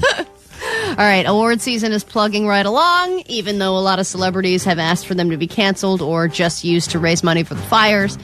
The Oscars are going to be announcing their nominations tomorrow after a bunch of postponements. Don't worry, Bowen Yang is going to do the announcements, so it'll be super annoying. And the host of the Grammys... I don't get that guy. I know he's like... And I know as a gay, I should like him. He annoys the crap out of me. I don't know what it is. I haven't found anyone that says that guy's funny. But for some reason, really? Yes. But it's like everyone says everything weird. I feel like everyone is annoyed by him, but yet for some reason he's got that. He's been like tapped, like you'll be famous. now. No one wants to be canceled, so they're like, he's great, he's funny. Right. Oh, okay, right, because he's Gaysian. Yeah. If you're a Gaysian, I got it. I got to look into that. I think that he could do so. I think it's a lot of people on SNL these days. It's like they find one thing they're good at and then they just keep doing that thing. But it's kind of what Chris Farley did. No, how dare you? That's a comic genius. Chris Farley had one thing that he did really well, and everybody could not get enough of it. He did a lot of things well. He did a lot of things well, but that was the thing that everyone wanted him to do, was just be Tommy Boy Be that guy. Be the van down by the river. Lovable loser. He did a lot of things other than that. I would argue maybe one of the funniest humans in the history of humanity. I would put him in my top funny humans. Name some of the other characters he did besides fat guy who falls on stuff. Lunch lady guy. Lunch lady guy. Thank you. He's from Lunch Lady Land. He played the lunch lady. I know, but still. Good call. Good pull, Johnny. Good pull. He knows SNL for sure. Yeah, he does. Lunch lady. Like the Beatles and stuff. All right. Chippendale's dancer. Yes, but then he's still just the fat guy. Yeah, but not Bus that. driver. That's right. Bus driver and Billy Madison. That's right. He's all starring roles. A lot of variety. Let's not forget about Black Sheep, the Tommy Boy sequel. Beverly Hills Ninja. I just watched that last year. Guys, you're just naming more things that he's done, but he's playing the same character in all of these movies. He's the same guy in Black Sheep as he is in Tommy Boy. He's Beverly Hills Ninja. Again, he's just a fat guy that falls down a lot. No, not Beverly Hills Ninja. Yeah, you're missing it. All right, I'm going to do a Chris Farley marathon, and then I'll come back and report. You should. He's one of the greats. No, I agree. I'm just saying that he did something that everybody liked to see that thing over and over and over again, and it just happened to be extremely funny, and everybody loved it. Bowen Yang is doing the same thing, but it's not funny. Right, I would agree with that. I thought you were trying to put Chris Farley in the same category as a Bowen Yang. Absolutely not. I'm just saying that people kind of give into their comedy stereotypes. It's just that Bowen Yang's stereotype is like kind of lame after a couple years. Al, you are being just ridiculed on the text line about how dare you say anything even remotely negative about the great Chris Farley. I'm not saying it's negative. I'm saying that he would even say himself. There are other people that were talking about Chris Farley. I forget what SNL documentary I was watching, but a lot of them were saying Chris Farley was an extremely versatile comedy actor. Sure was. But every time... and he learned how to do a lot of different things, but then when he went on SNL, it was like, just be the funny fat guy. And he kind of kept falling back into that stereotype because that's what people wanted out of him. It was hilarious. I'm not saying he wasn't one of the greatest. I'm just saying that people fall into those little tropes. Allie, when you were fat, you should have fallen on more stuff. It would have been funny. This guy's right. The text line's always right here. Why is Allie fat shaming people? He's just a fat guy. I'm just saying. You're fat shaming and gay shaming. Oh, my God. The two things you should get behind more than anything else is fat and gay, and you have somehow insulted both. I can't believe it. Let's move on. It's really cold in a lot of America. 200 million people are under cold advisories, cold warnings, and I just wanted to put this out there because this is something that I think your parents maybe did or your grandparents, and they're saying that there's really no point in doing it. And I am talking about warming up your car before you drive when it's cold out. I know that in Los Angeles we don't really have to deal with that very much, but there are still people out there who feel that they need to warm up their car for the safety of them and their vehicle when it's cold out. And let me just say, with newer cars, they're not made with carburetors, so the fact that you have to warm up your car is actually wrong, and idling your engine for that long would damage the engine's pistons and decrease your car's fuel efficiency and hurt the environment. I think that was just an excuse that dads used to say to get out of the house earlier. They're like, we're not leaving for another half an hour. I just got to warm up the car. Just got to go smoke a cigarette. Yeah, it was like a good excuse to just get out. So they would just sit in the car? Yeah, anything. Probably in the garage with the garage door shut. Oh, my God. All I know is I dated a girl who warmed up her car every single time, and we just had to sit there in the car. Well, she was probably just trying to get 5 minutes. She was probably trying to get rid of you. That was probably the whole thing. She wasn't. No, I broke up with her. All right. All right. Sounds like I was the aggressor. It was me. Cancel She Allie. wanted me. Farley's better than Allie. If only we could get Farley back here to fall on top of Allie and her. These are great suggestions. Let's get into a brand new hour of the show right now. Alley Show. 106.7 KROQ FM in HD Pasadena, Los Angeles, Orange County. This is the world famous KROQ. Good morning. Welcome to just after 8 o'clock on a Wednesday. We are Klein Alley Show. Sorry, Allie, says 213. Not everyone can have range like Joshua Jackson. You're A-lister. Man, you guys are funny on the text line. Very 909 funny. said now she's shaming fat people and dead people. Yeah, you're really going after all of them. Going after the whole rainbow. Fats, gays, dads. Allie will take you down one by one. That's who she's going after. Good morning. If you're new to the show, this will make sense to you eventually. Thank you. I know a lot of people have immigrated over here from other shows. You have been welcomed with open arms, and you will learn to like us eventually, or at least tolerate us. That's why we're really here. I'm Klein. There's Allie. Hi. That's DJ Omar Khan, known as the audio sniper. You got that Jake the Nerd over there. What's that? And in the back, why do you try to sound so cool when I say Jake the Nerd? Yeah. What are you talking about? This is how I sound. I sound cool, man. What's up, guy? He tries to be like smooth Jake. I feel like he's giving like little like mentions to Tina, like on the air, like, hey, when they introduce me, get ready. What's up, babe? Yeah. You my dude. Hey, Method. In the back room, you got Postmaster Johnny and Vanessa, who's a big fan of taking the calls and volleyballs. 800-520-1067 to interact with the show on the text line and to call. This hour, were you recently ditched? A lot of people getting broken up with this month or as we got into the end of last year, or perhaps you were ditched in other ways. We would like to reverse your ditching and invite you to join us for Ditch Day as we are taking over Snow Summit next Friday, January 31st. It's going to be a good hang. You'll get lift tickets. You get to hang out at our VIP party, etc. And all you need to do is tell us about a time that you were recently ditched, where the ditcher becomes the ditchee. And we will make that happen for you later this hour. Allie, I know you mentioned warming up cars a moment ago. Got a lot of calls. A lot of people are mad at me about that, too. A lot of people reaching out after I announced yesterday that my car was stolen last week. I still have not gotten it back yet. And it's hit a lot of people differently. Hey, Klein Alley Show. Not even calling, hoping that this gets on air. I just wanted to really say Klein is like Mr. The Show Must Go On, because if someone stole my car, I think I would be pretty just kind of wrecked and pissed off, and I just probably wouldn't go to work for a few days if I could help it. I should have thought of that. I didn't even think that was an option. That would have been a great excuse to not go to work for a few days. It's not even your car. Well, it's my wife's car, but I mean, it's, you know. You have a perfectly working vehicle. Yeah, my car is still here. Let's not rub that in. Johnny's here and he has no car. Yeah, he wasn't here for a few days. But I didn't think about missing work over this, but I am angry. It's funny because this guy's making the point I should be angrier. I am very angry. I went through all those emotions over the weekend. So I was impressed I was really sickened, honestly, to hear that story. Like, we listen to you every morning, and we feel like we really doing really well. I heard that happen to you. It felt like it happened to me, kind of. Yeah. And I'm glad it didn't. I guess there's my joke. Thank you. Okay. For rubbing it in. Really hope something goes your way with that. And impressive you still went into work and to do the show. Yep. And hang in there. It's not impressive. Allie, it is. That guy's easily impressed. What? You're impressed that he went to work? Yeah, I had a car stolen on Friday. I made it in on Tuesday. But you had the entire weekend plus another day. I know. You had 3 days to mentally recover. Let the guy be impressed. I don't do a lot, so. You didn't even seem stressed while it was happening. You were sipping coffee. I didn't know it was being stolen outside. Yes, didn't seem bothered by it. If you timestamp where everything was, I technically was 15 feet away inside my kitchen while the thing was being stolen outside. Right. Am I an accomplice? No. Do I have an alibi? Not really, because it happened in the middle of the night. But I have nothing to do with it. But I will say this, because I have a whole conversation with insurance yesterday. They really make you feel like you are guilty. Like they're asking me questions, and then they're saying, well, they don't want to get insurance fraud.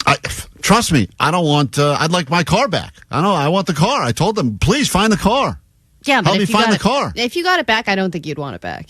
Well, at this point, I told my wife, every day it's gone, we can add another 15% of grossness or something. I know we heard a lot of stories yesterday. I don't think you're going to get someone just ran out of gas and left it in a nice shaded parking spot. Yeah, the best you can hope for is like getaway car for a robbery. You know what I mean? Yeah. Someone's probably living in it. Hey, Monica on KROQ, good morning. Good morning. So I just wanted to tell you that I've gotten my car stolen twice. The first time it took maybe like a week for me to get it back. They didn't take a lot of stuff from the car. They just wanted the catalytic converter. The second time, though, they stole it and they found it the same day, and they actually caught the person that stole it. Wow. I think you're the only person. Yeah, I know. It doesn't seem to happen often, but that's the thing that my wife really wants. She wants to teach someone a lesson. That's what she wants the car back, but she's like, I just want to find these people. In Misstown, no. I said, no, There's going to be 50 more people stealing cars where that person left off. Right. So thank you for your thoughts. And yes, it is impressive. Everyone be impressed that I'm here today. 818 said now Allie's going after people with no car. Yeah, you're really taking everyone down tonight. Jesus Christ. Flamethrowers from Allie on KROQ. She says she's no good with words.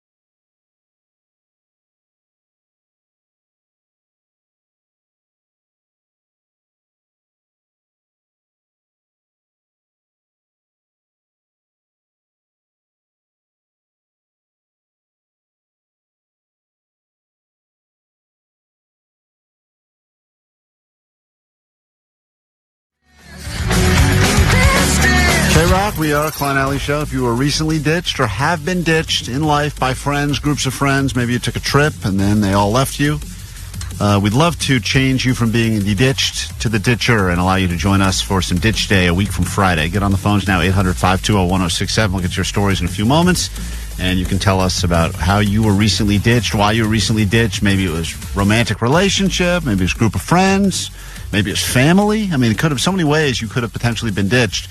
And that sucks. That feeling of being ditched is terrible. So we will give you the reverse feeling on Friday when you get to ditch something or someone else and join us.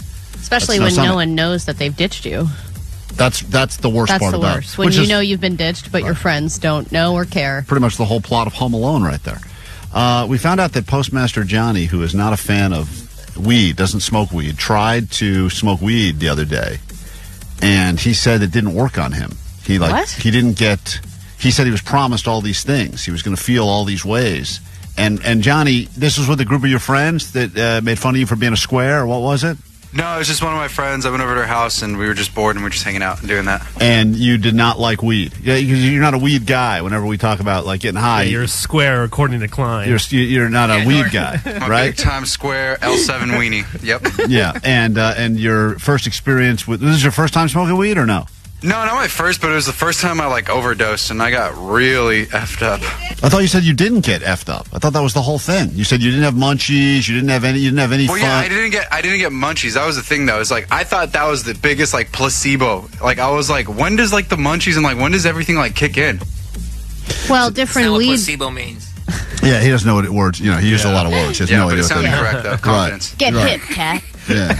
So you smoked the placebo? I smoked a big placebo, man. We only smoke big placebos out here.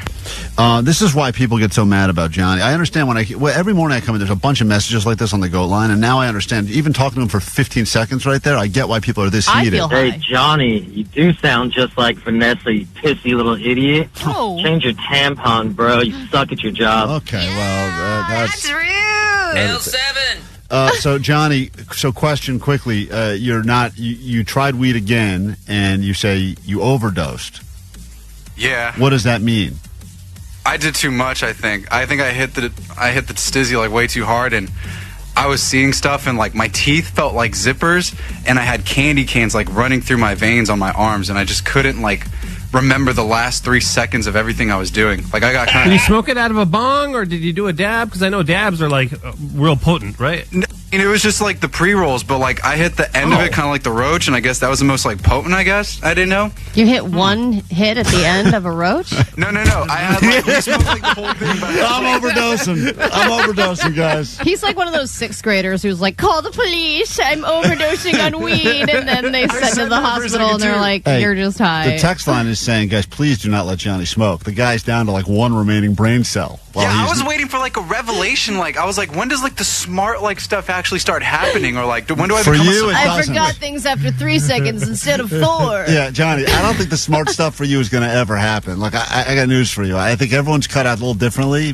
Some No, people dude, what if he does becomes a DMT or, what if he does ketamine therapy or something, and then all of a sudden all these other chambers of his brain are unlocked and he's a super genius? It's gonna be like a shaman. Yeah. That's what I was waiting for, but nothing happened. I was just weird. I just felt dumb, and I was just wow, this is so How is that different than regular? I'm just curious. I'm not trying to. Dumb, Klein. Yeah, I felt dumb. I wasn't actually dumb, but yeah. I felt a little sad too because I was like, this is a weird high. Is this what people drug addicts chase after all the time? This is a sad feeling. It's not even euphoric. Yeah, It's you so get over weird. that. Yeah, Then it just becomes fun. We're going to have to get you high in a real way. Because I think for you need some activities planned. I think it's got to be done the right way. But what if I do it and I turn out like Jake, though? I don't want to turn out like Jake. Cool. What's wrong with Jake? Jake says he does DM mushrooms or tea or whatever, in a closet and sits there for 4 hours. Yeah, but you get to say, what's up? Yeah, but that's weird. Johnny, it wouldn't be like that, though, because we're just talking about weed, dude. We're not talking about what Jake does. Jake takes a blotter acid and sits by himself in a closet. We're not talking about It's a that. meditation, man. You gotta ground yourself. Yeah, we're not. Johnny we're not- still thinks that weed's a gateway drug. Yeah, he's all the terms you've used in this whole thing. You smoked. It sounds like you took 2 hits of a roach. I don't know what I hit. I was just okay, let's do it. All right. Well, I think you should. Are you sure? Stay away. Maybe it was a cigarette. This Are we sure they even smoked weed? could have been 2 drags of a camel. It's very possible. And you would have had the same My experience. teeth are zippers! All right, if you've recently been ditched, we'll get to your calls next, get you into our ditch day a week from Friday. I think everybody here knows what I mean.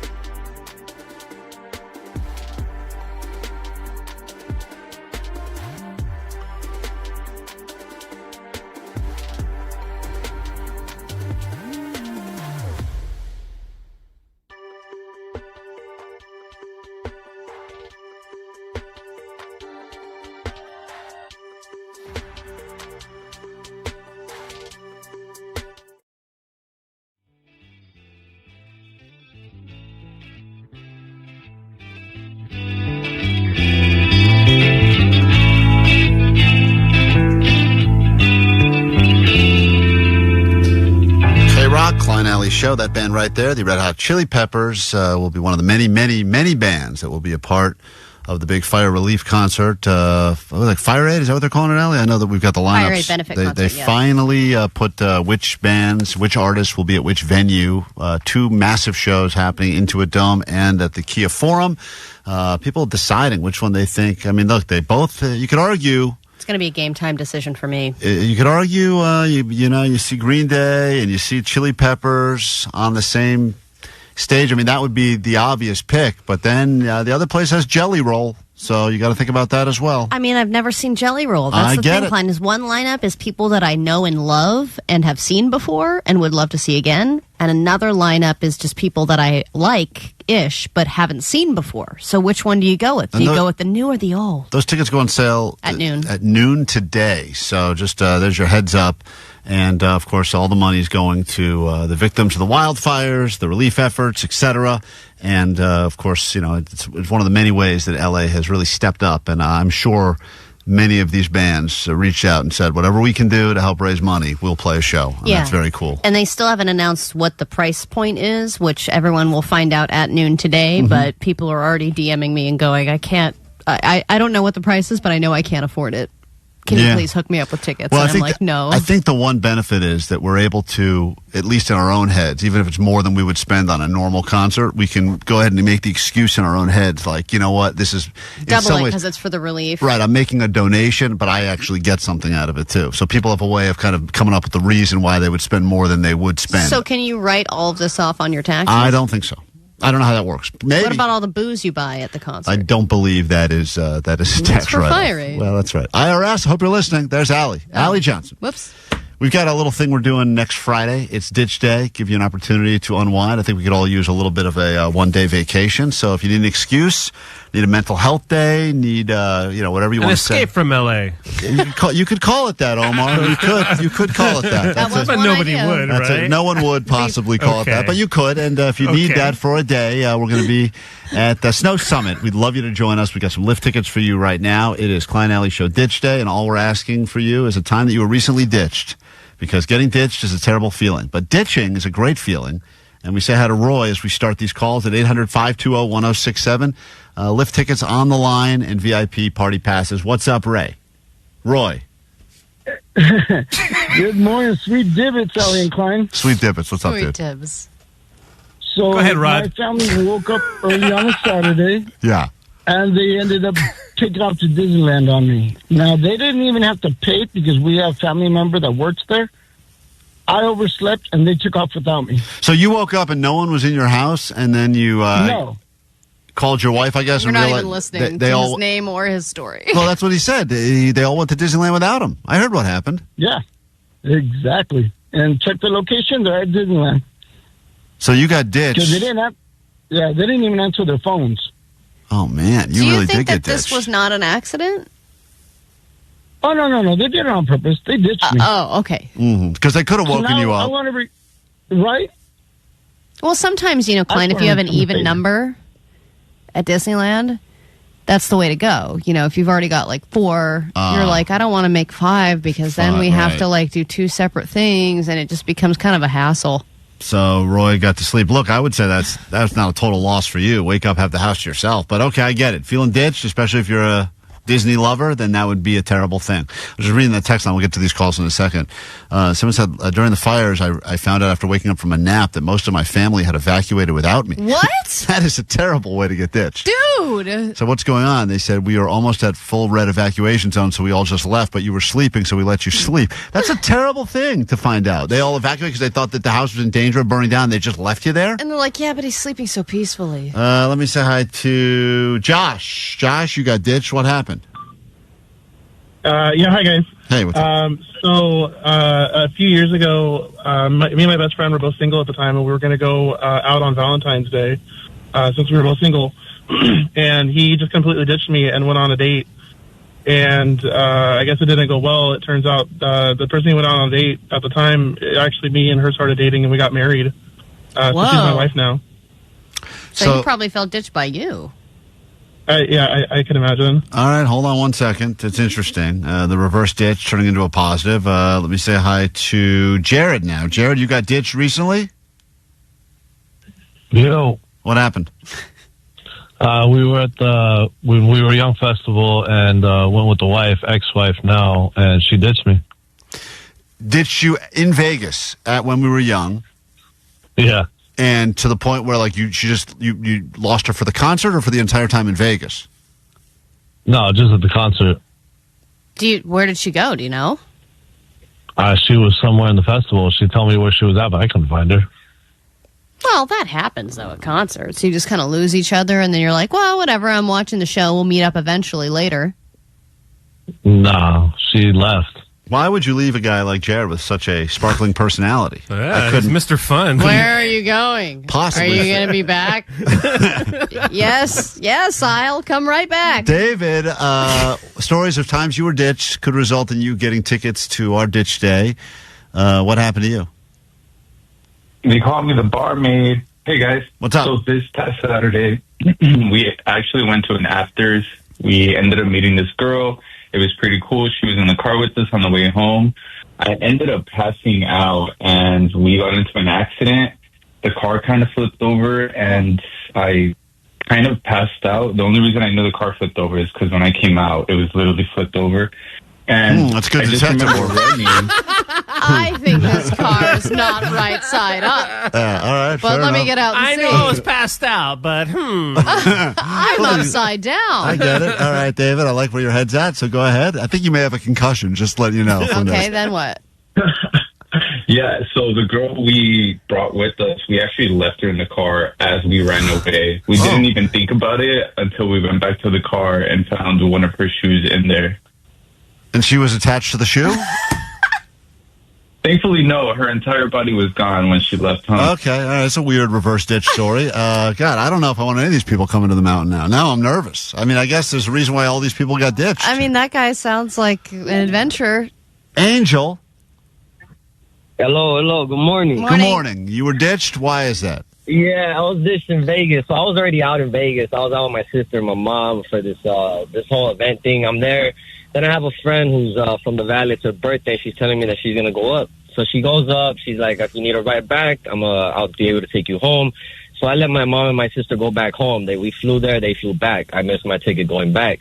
So we're out partying, and this girl, we end up staying for an extra 2-3 days. And she ends up telling me the last day, she ends up texting me, hey, so I might end up going home. If I go home, do you have a ride, or are you going to be able to figure it out? And I'm in Vegas still. We ended up having separate rooms. So I'm in my own room, and I'm thinking she's in her room texting me this.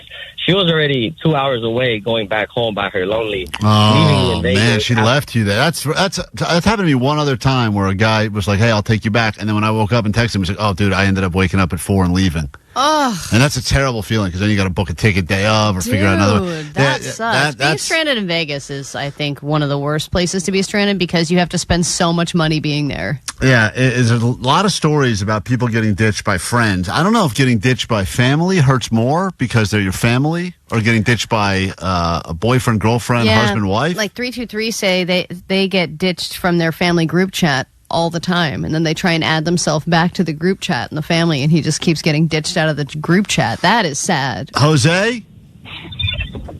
Hey, good morning. Viva Klein and No More Show. That's right. All right. Fair enough. No more alley after that Chris Farley. I agree. I agree. I was not saying I hate Chris Farley Cancel or fat people. Ali. Jesus. Klein Omar Show will be forever. Viva Klein Omar Show. What's up? Omar's promoted to Klein and Omar Show now. Beautiful. What's your story of getting ditched, Jose? I think it's me. I got ditched in Rosarito. Oh, man. What happened in Mexico? Yeah, we were out there with a bunch of friends, and I decided to kind of go my own route, and got a little twisted, so I couldn't find them anymore. And well, that's on you, though. I mean, it's very easy to say I got ditched, but if you're the one that got drunk and found your own route, you kind of did the ditching of yourself. Yeah, and some people are just the weak link, and then you're like, all right, I got to move on. Stephanie on KROQ, what happened? Hi. So I had planned to stay during the New Year in San Diego at a resort. I got a 2-bedroom. big place. My whole family, I had invited them. They were supposed to come, and no one came for New Year's, so I spent it alone with my 2 toddlers. Oh, God. Oh, my God. Yeah. And they're terrible New Year's Eve people Terrible. to be with. That's the worst.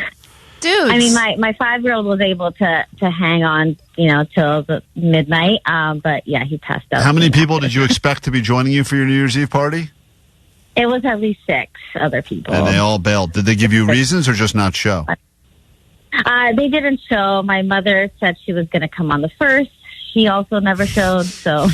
Man. Dude, your own mom ditched you on New Year's? That's rough. I'm starting to rethink whether or not we want any of these people hanging out at Snow Summit. Yeah, but come on. She deserves a fun time. Listen, she got a New Year's total fail. We'll hear 2 more stories, including one that they're saying is the best yet, after this quick song here on KROQ, and then we get some tickets for you, and then you're moments away from hopping on a standby boarding list so you can go see Sublime in Boston. That's all coming up in less than 20 minutes here on KROQ.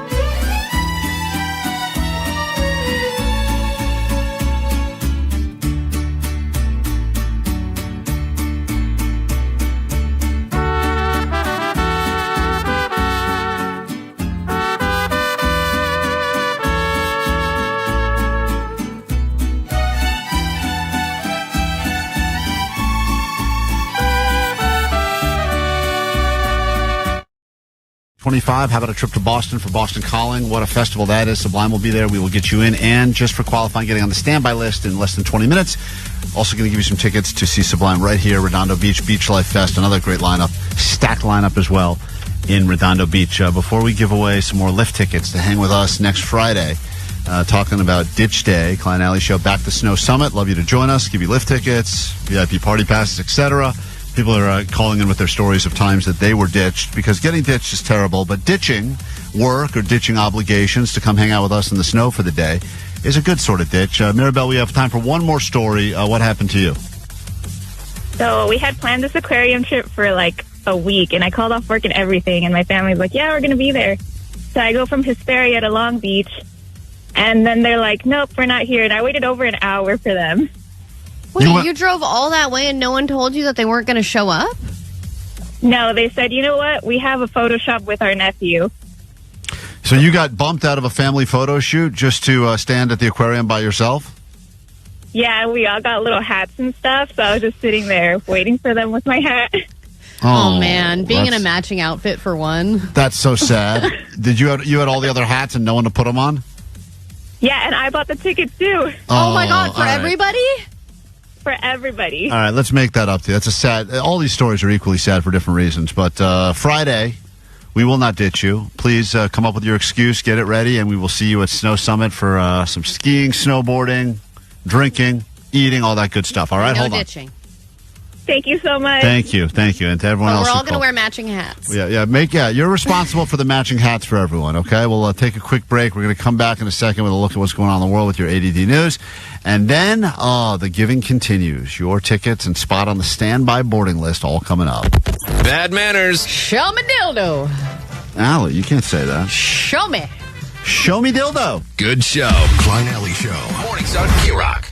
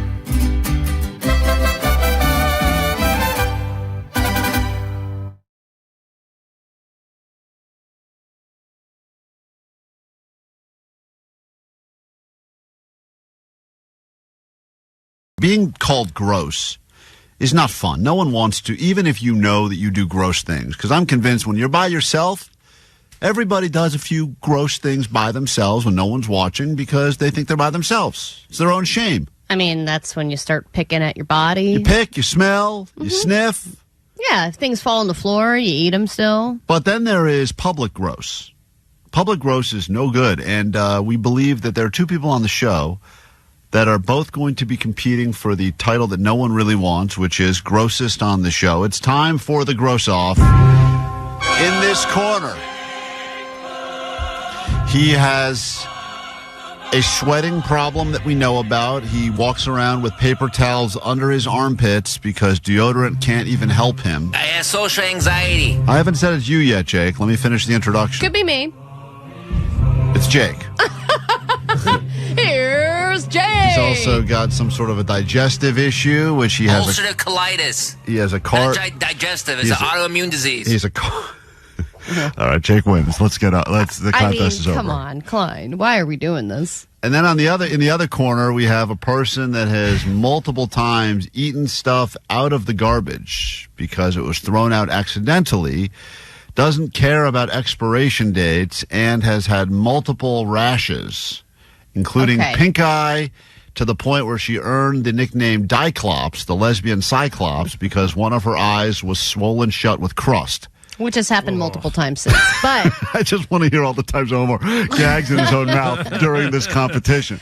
So this is going to be a real battle of gross. I'm just letting you know.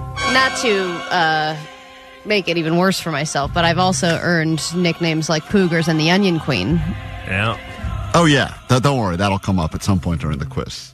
And she eats on the toilet, too. She eats on the toilet. Nasty. I'm multitasking. And she shares a toothbrush with her wife. To be fair, And, I apparently finished, dental floss at one point. They shared. that was one time. Doesn't matter. And she never flosses. All right. Moving on.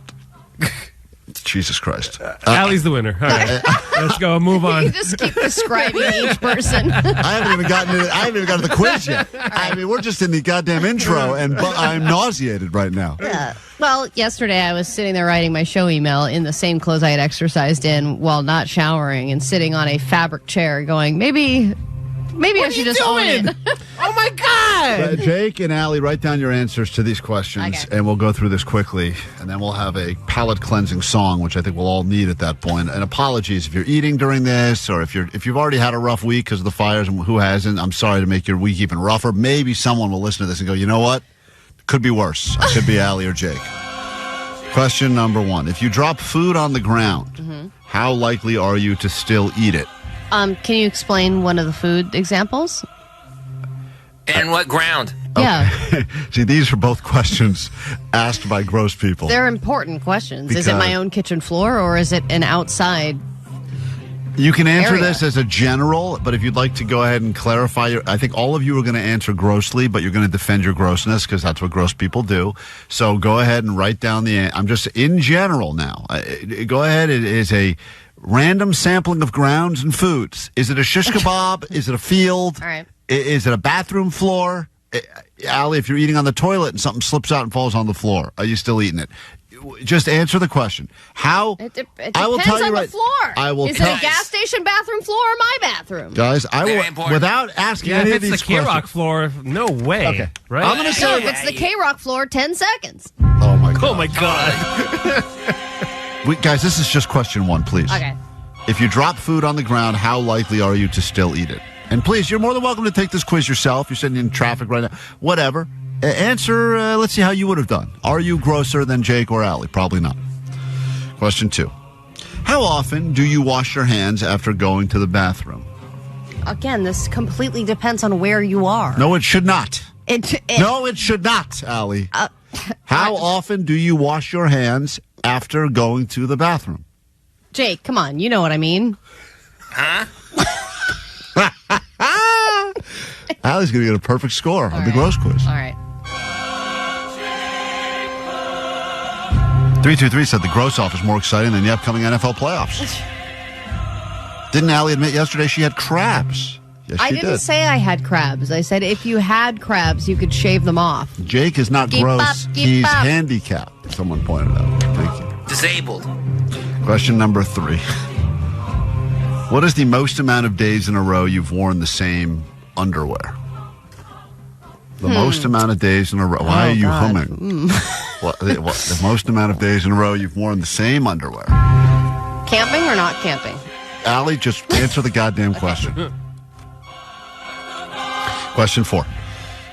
What do you...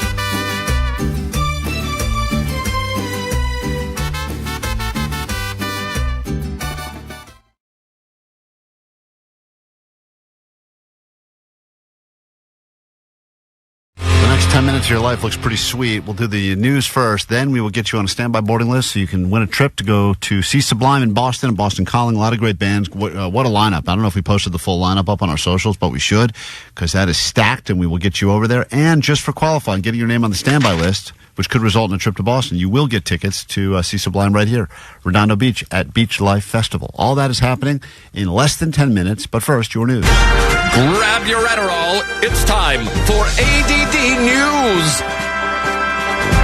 Here is the next thing in your life that could be killing you. And I don't want to be a downer. I just want to make sure you're all in the know that your smartwatch band could possibly be killing you slowly. Smartwatches and fitness tracker bands obviously are worn by millions of people. And if you have a smartwatch, you got to have a band that goes with it. The only thing is, what goes with that band is the forever chemicals, Klein, the PFAS. Those absorb right into your skin and give you major exposure to forever chemicals that, as we know, are the devil. And they even did a study and figured out that the smartwatch bands that include PFAS were as much as $50 more expensive than the ones who didn't have them. So you're paying extra for the forever chemicals.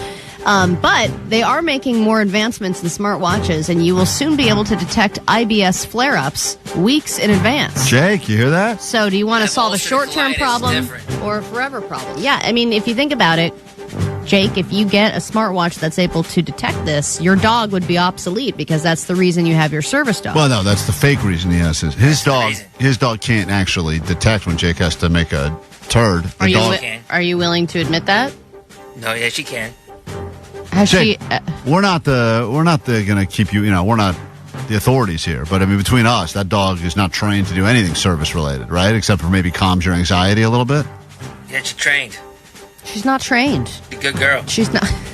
Definitely not trained. Well, Didn't she take a dump Didn't she crap in the hallway here like a few months ago? No, she's never done that. Don't talk about Kiwi that way. I thought we did. That's why he has the dog, so we can blame her. That's what the dog's for. The dog is literally just we can blame for. Yeah, kidding. And she's just like, God damn it. This poor dog is getting blamed for all Jake's crap. Well, the other thing that is probably bad for you, according to science, is making out with your dog. If your dog loves licking you and you don't mind being smothered by their kisses, researchers are now warning that mouth-to-mouth with dogs is increasing the risk of contracting certain pathogens, including salmonella, which will give you diarrhea. Yeah, but I thought that the story was always for years that dogs' mouths are cleaner than human mouths in general. So if you're going around making out with other people, might as well let a couple of dogs tongue you, right? Yeah, but I think I don't know if that's a myth or if it's just like, you eating salad or beef or whatever is generally safe, but then you get a bad batch and you get salmonella. Yeah. Same thing could happen with a dog's tongue. Yeah, but if Depends on the tongue. But if it's your dog, right? I'm saying. But you don't know what your dog's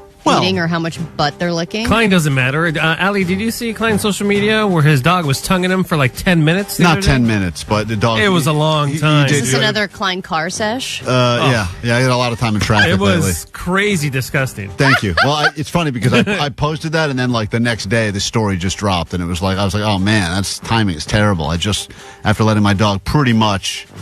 I know. No wonder your health is a mess. You probably have tapeworm. This could be why. This could be my big secret for weight loss, guys. Yes. Is that my dog gave me some weird parasite while tongue kissing me. So we're only in day 3 of Trump's presidency already. There's a lot of hubbub, a lot of questions, a lot of outrage. Just after the inauguration and Sharpie session, he has now put all diversity staff that's being paid by the government on instant paid leave.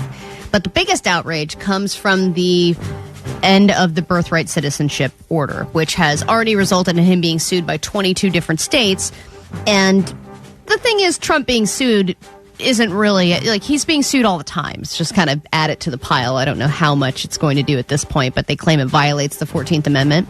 In general, cities in California are against this, but you know who's loving it is Huntington. They are on board with the plan, and they've taken it a step further by declaring themselves an unsanctuary city. So if you are an immigrant, they're letting you know you are not welcome in Huntington Beach, and so are us gays. So welcome to the club. Allie, as you know, badmouthed fat people earlier today, gays earlier today, dead people earlier today. Who else did you badmouth? Why would I help you? I don't. Anyone else? I know Allie badmouthed the fourth group of people as well. Regardless, the point is this: even Allie can sometimes feel that she is being badmouthed herself. And in this particular case, you don't feel welcome in Huntington Beach. Is that what you're saying? Well, they've passed a bunch of legislation that you can't have LGBT flags there. I mean, there's a lot of things that they've done to say we don't really want you. And then declaring yourself an unsanctuary city is also your way of saying, like, hey, if you're an immigrant, you're not really wanted. Yeah, I guess, look, he loves controversy and he loves people talking about him. He's the president, so he shouldn't necessarily need that, but there's a lot of stuff right now. Well, with the executive orders, it can be something that happens, or it can be something that there's a million hurdles and legal things that make it no more than just a piece of paper. Right. But the act of signing it is, like you're saying, the reaction. I don't like it that my kids feel that they can live in my house because they're my kids and it's my house. I'd like to make it an unsanctuary house for them because they need to understand that if they don't start acting right, start respecting some of the rules, that they're out. What? They're out. They're going to find another house. Out where? I don't know. I haven't figured that part out yet. But back to the fire station. They believe, it's all right. We can just come. I mean, the other day. Yeah, the fire station doesn't have anything going on. That's good. Well, I'll wait a month. But, for right now, they can stay at my house. Yeah. But it's the same thing. How are the airlines trying to make more money this year? There are a few different tactics being used by a few different airlines. Southwest has decided to go the job cuts route. So they've cut hundreds of pilot positions, which probably will backfire. United Airlines is up in the perks, and they've announced some new updates that they're making to their in-flight entertainment that's going to make it much better for people. But the other thing is JetBlue is going the convenience route, and now they're taking Venmo online bookings, which is the first airline to do that. So if you want to go the convenience route, and if that's going to make you use JetBlue, that's what they're hoping. All right, we get into a brand new hour of the show the second we're done with this song right here, and hopefully this puts you in the right mood to see this band. Not once, but twice.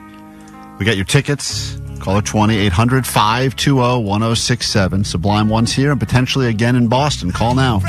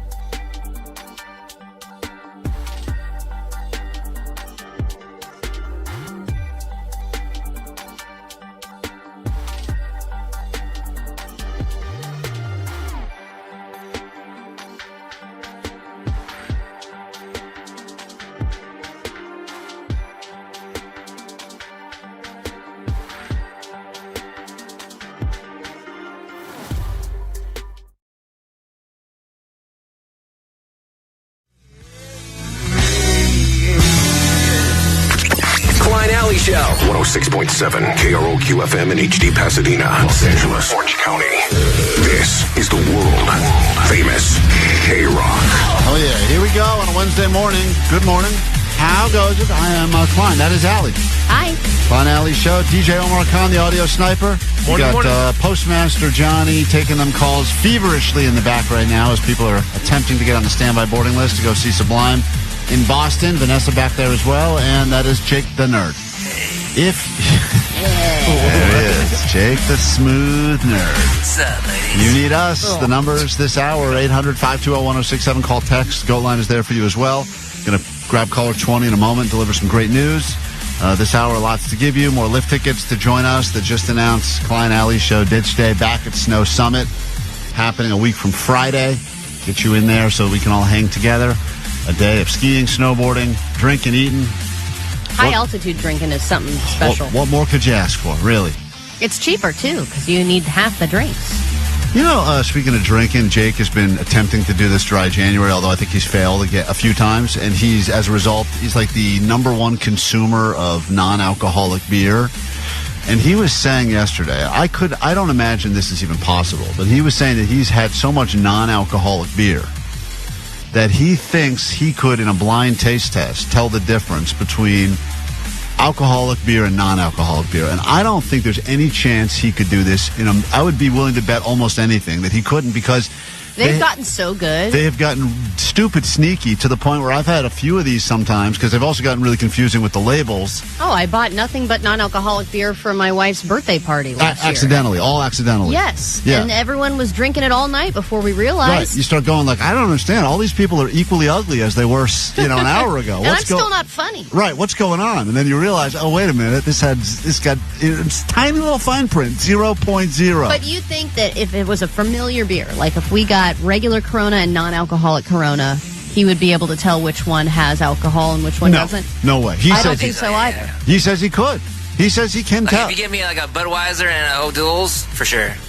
Well, those are totally different. But I'm saying, not the same brand. But Jake, if we were to put in a blind taste test as a dry January experiment, 5 different beers, and one of them was got a shotgun all of them, and one of them had no alcohol in it. It was zero. It was a non-alcoholic beer. You'd be able to pick that out of the 5? No way.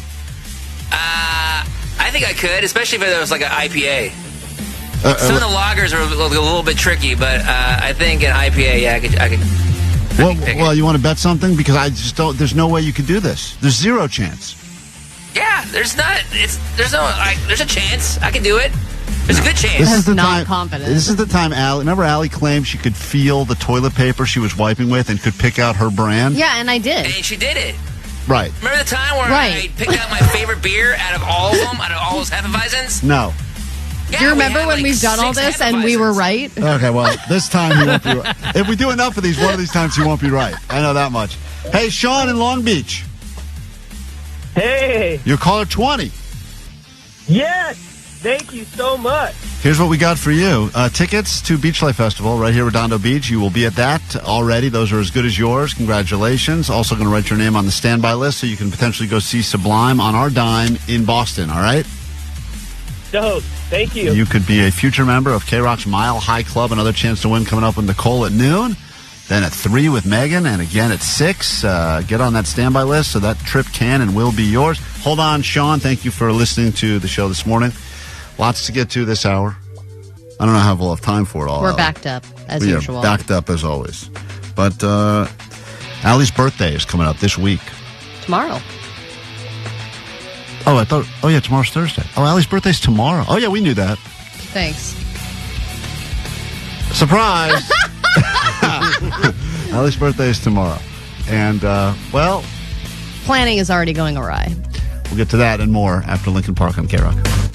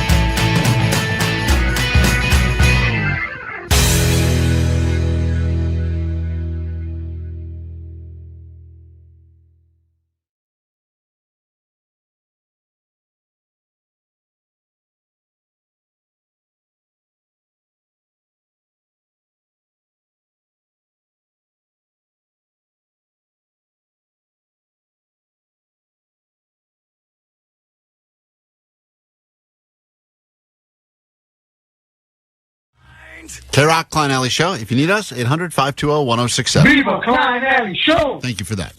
Tomorrow, apparently, is Allie's birthday. We all knew. We were all planning something big. Right, guys? Huh? Who's with me? Look, no one needs to plan anything. I do. I know your birthday is in late January.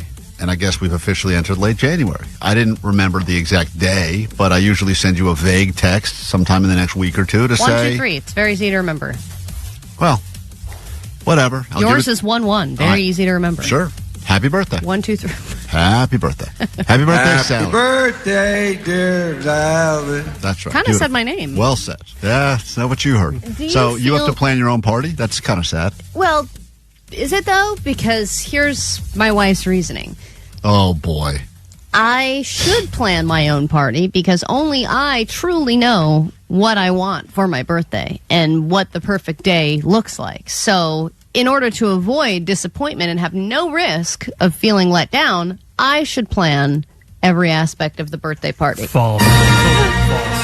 She is once again therapy Jedi mind tricked your ass. Goddamn, she's good. I'll tell you what, great therapist. I don't know who's using her, but you're getting your money's worth because she is pulling all these Jedi mind tricks on Allie. So she decided, why don't you think about what you want to do for your birthday and what day you want to do it, and then plan it and pay for it and do it. Call the venue yourself and get the God. availability.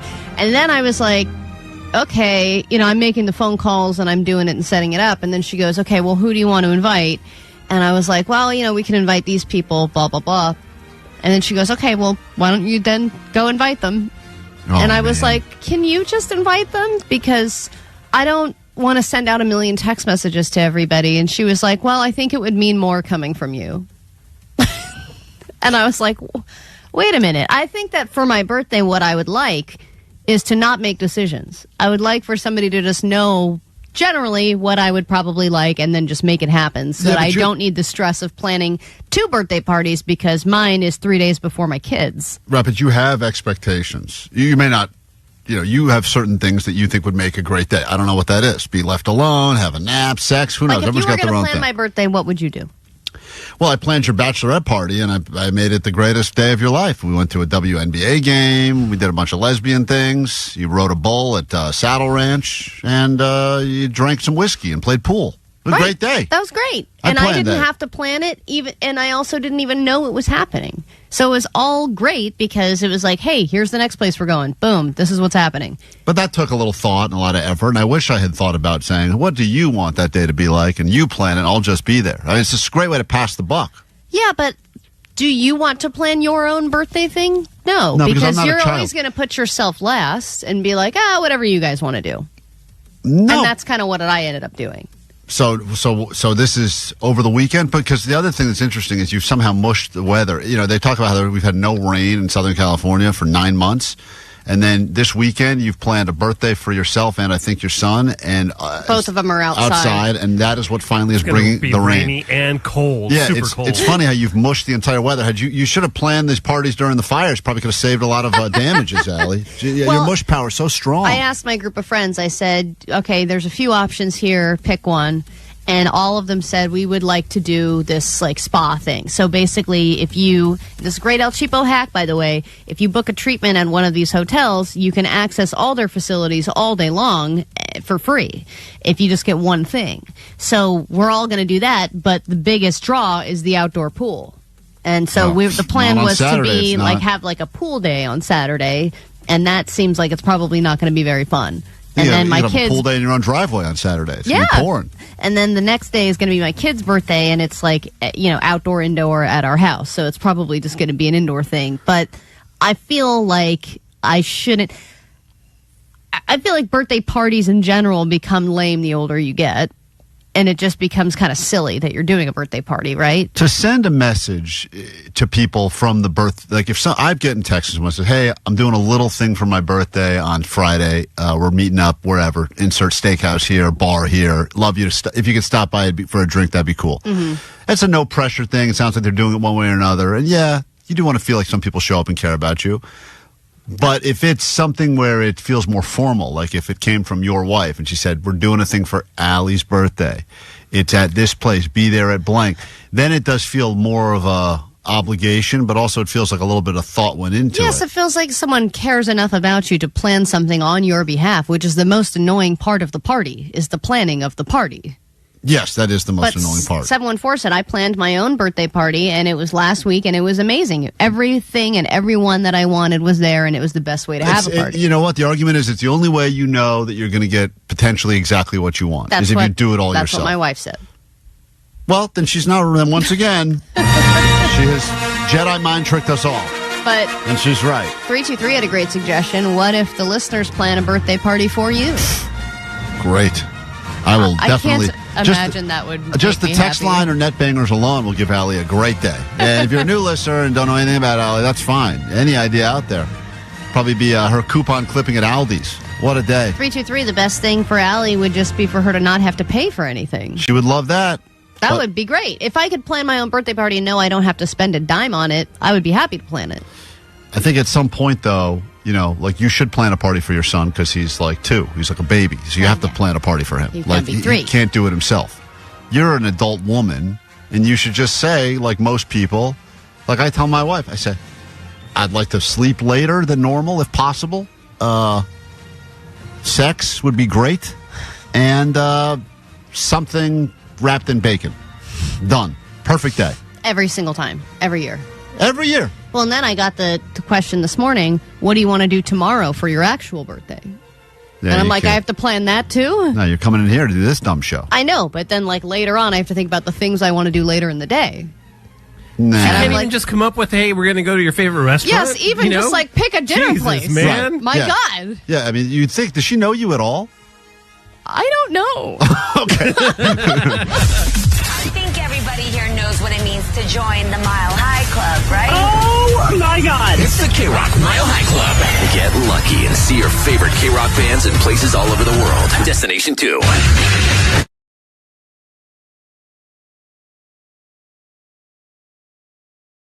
Klein Alley Show coming to an end for today. There's some good news. Do some takeaways, and we'll get out of here. 800-520-1067 if you got takeaways from today's show. Of course, you can always download the podcast. Check us out on the Instagram, Klein Alley Show. Visually stimulating you on YouTube as well, at Klein Alley Show. I feel bad leaving people on hold that have been waiting. Gilbert, 626, you're on KROQ. Good morning. Hey, good morning, guys. I just wanted to call in. I live in Altadena, so I was one of the people who lost their homes. Oh, Jesus. This is the first day I've been able to listen to your guys' show, and it just gives like a sense of normalcy. And just to piggyback like everything you guys just said that you guys have done to help Southern California, like your guys' show helps me. It just makes it feel normal. It's like an escape from everything that's been going on. So I just wanted to say thank you. Gilbert, truly the very, very least we can do. And I'm so sorry, man. That is terrible because we've seen thousands of people that have a similar story to you. And to actually hear the people, know that they were a part of this community at KROQ. I know. The fact that you listen to the show for normalcy, too, is extremely shocking. But I'm glad that we could help you in any way. Is there anything that we can do other than just being live for you right now? Because our show's over, technically. Yeah. So that's...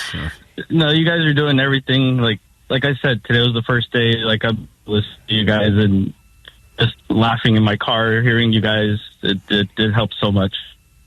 And your house is 100% gone, not fixable, like it's just doesn't exist. Way to go, Klein. Jesus Christ. Oh, my God. I was asking a You're gonna follow-up. rub it in. My God. Now he's crying again. I was asking a follow-up question. And not even a piece of rubble to go through. Just the chimney, too, all gone. Hold on. I was asking... Shut up. Gilbert, I'm asking a clarifying question. Is it salvageable in any way, or...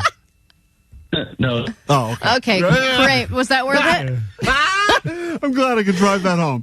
Gilbert, I'm really sorry, dude. What can we do other than just doing this dumb show? I mean, I'm serious. You got to need something. What do you need? It's on us. What can you, other than a house? We don't have that kind of money, but what do you need? We're not Ellen Klein here. has some underwear he could give you. Yeah, do you want some underwear? I have gently worn underwear. I'll take it off right now.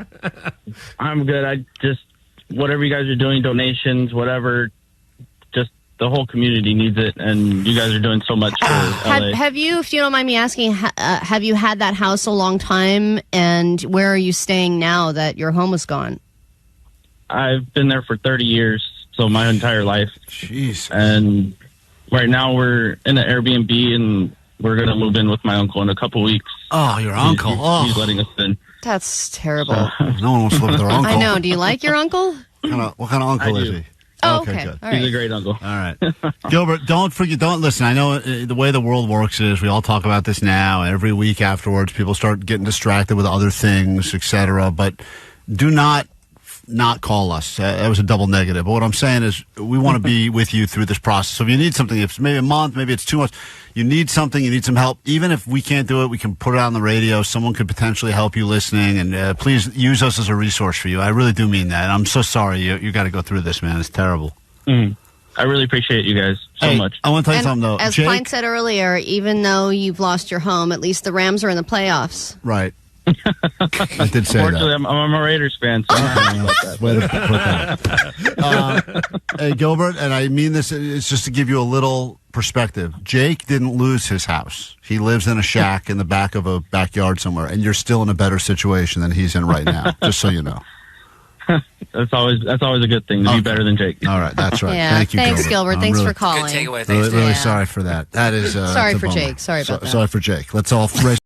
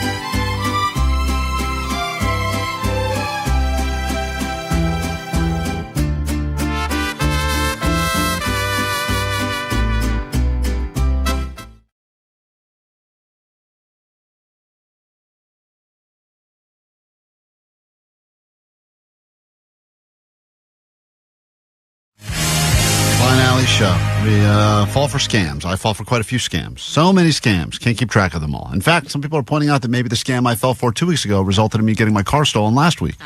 I don't think they're related, but I do need to get in touch with the LAPD after the show today because they have sent me a message.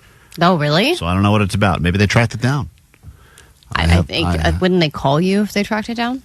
They wouldn't just send you a little message? It's an email. That's what they have. I guess they have my phone number as well. But send you an emoji, crash car, smiley face. They said contact someone there with a badge number. So I'll be contacting the LAPD after the show today. Leela, how much, before we get into your story in this edition of Bamboozled, how much money did you get scammed out of? It was actually my mom for $18,000. Hold on, hang tight. We're going to get into it now. A lot of scams, including something that happened to a listener's mom. It's time for Bamboozled. Bamboozled. A lot of people fall for the scam, and now they're just like, damn. Take your money, sucker, because you didn't know it was all a sham. And now you're just like, damn. We'll get to that story in a moment, and I always appreciate when people reach out to us. And not that I want any of you to get scammed for $18,000, but it's interesting. It's part of the reason we do Bamboozled on the show. I think all of us have the same fantasy that we'll receive a letter in the mail that says you have a relative we didn't know about, and that relative died. Which is sad, but also you didn't really know about them, so, no harm, no foul. Not grieving, and they happen to be super rich and left you a ton of money. Well, that's apparently a big scam going around. Who hasn't daydreamed about inheriting a multi-million-dollar fortune from some previously unknown and distant relative? Well, no better scenario. I would love to hear from anyone that actually happened to. They're like, you had an uncle you never knew about, and by the way, he invented printer ink. It would, and as a result, it would feel like winning the lottery. It would have. I would imagine that's the closest thing. Because you'd be bummed out, but just for even a split. Oh, I wish I had known that guy. How much? Whoa, baby! Yes, a Knoxville retiree shows Consumer Reporter Don Dare a letter he recently received with basically that scenario. It says in the letter sent to Carl Zach that he is now a millionaire. For the scammers to make the notification look real, it came from an attorney, and on the letterhead is the name and address of the law office in Canada. Letter says Carl's deceased relative passed away during COVID, and it has taken 4 years to find a living relative. I'm supposed to get about $10.8 million.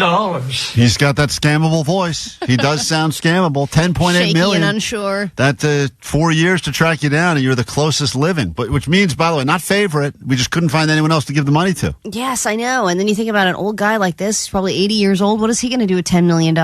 What a deal.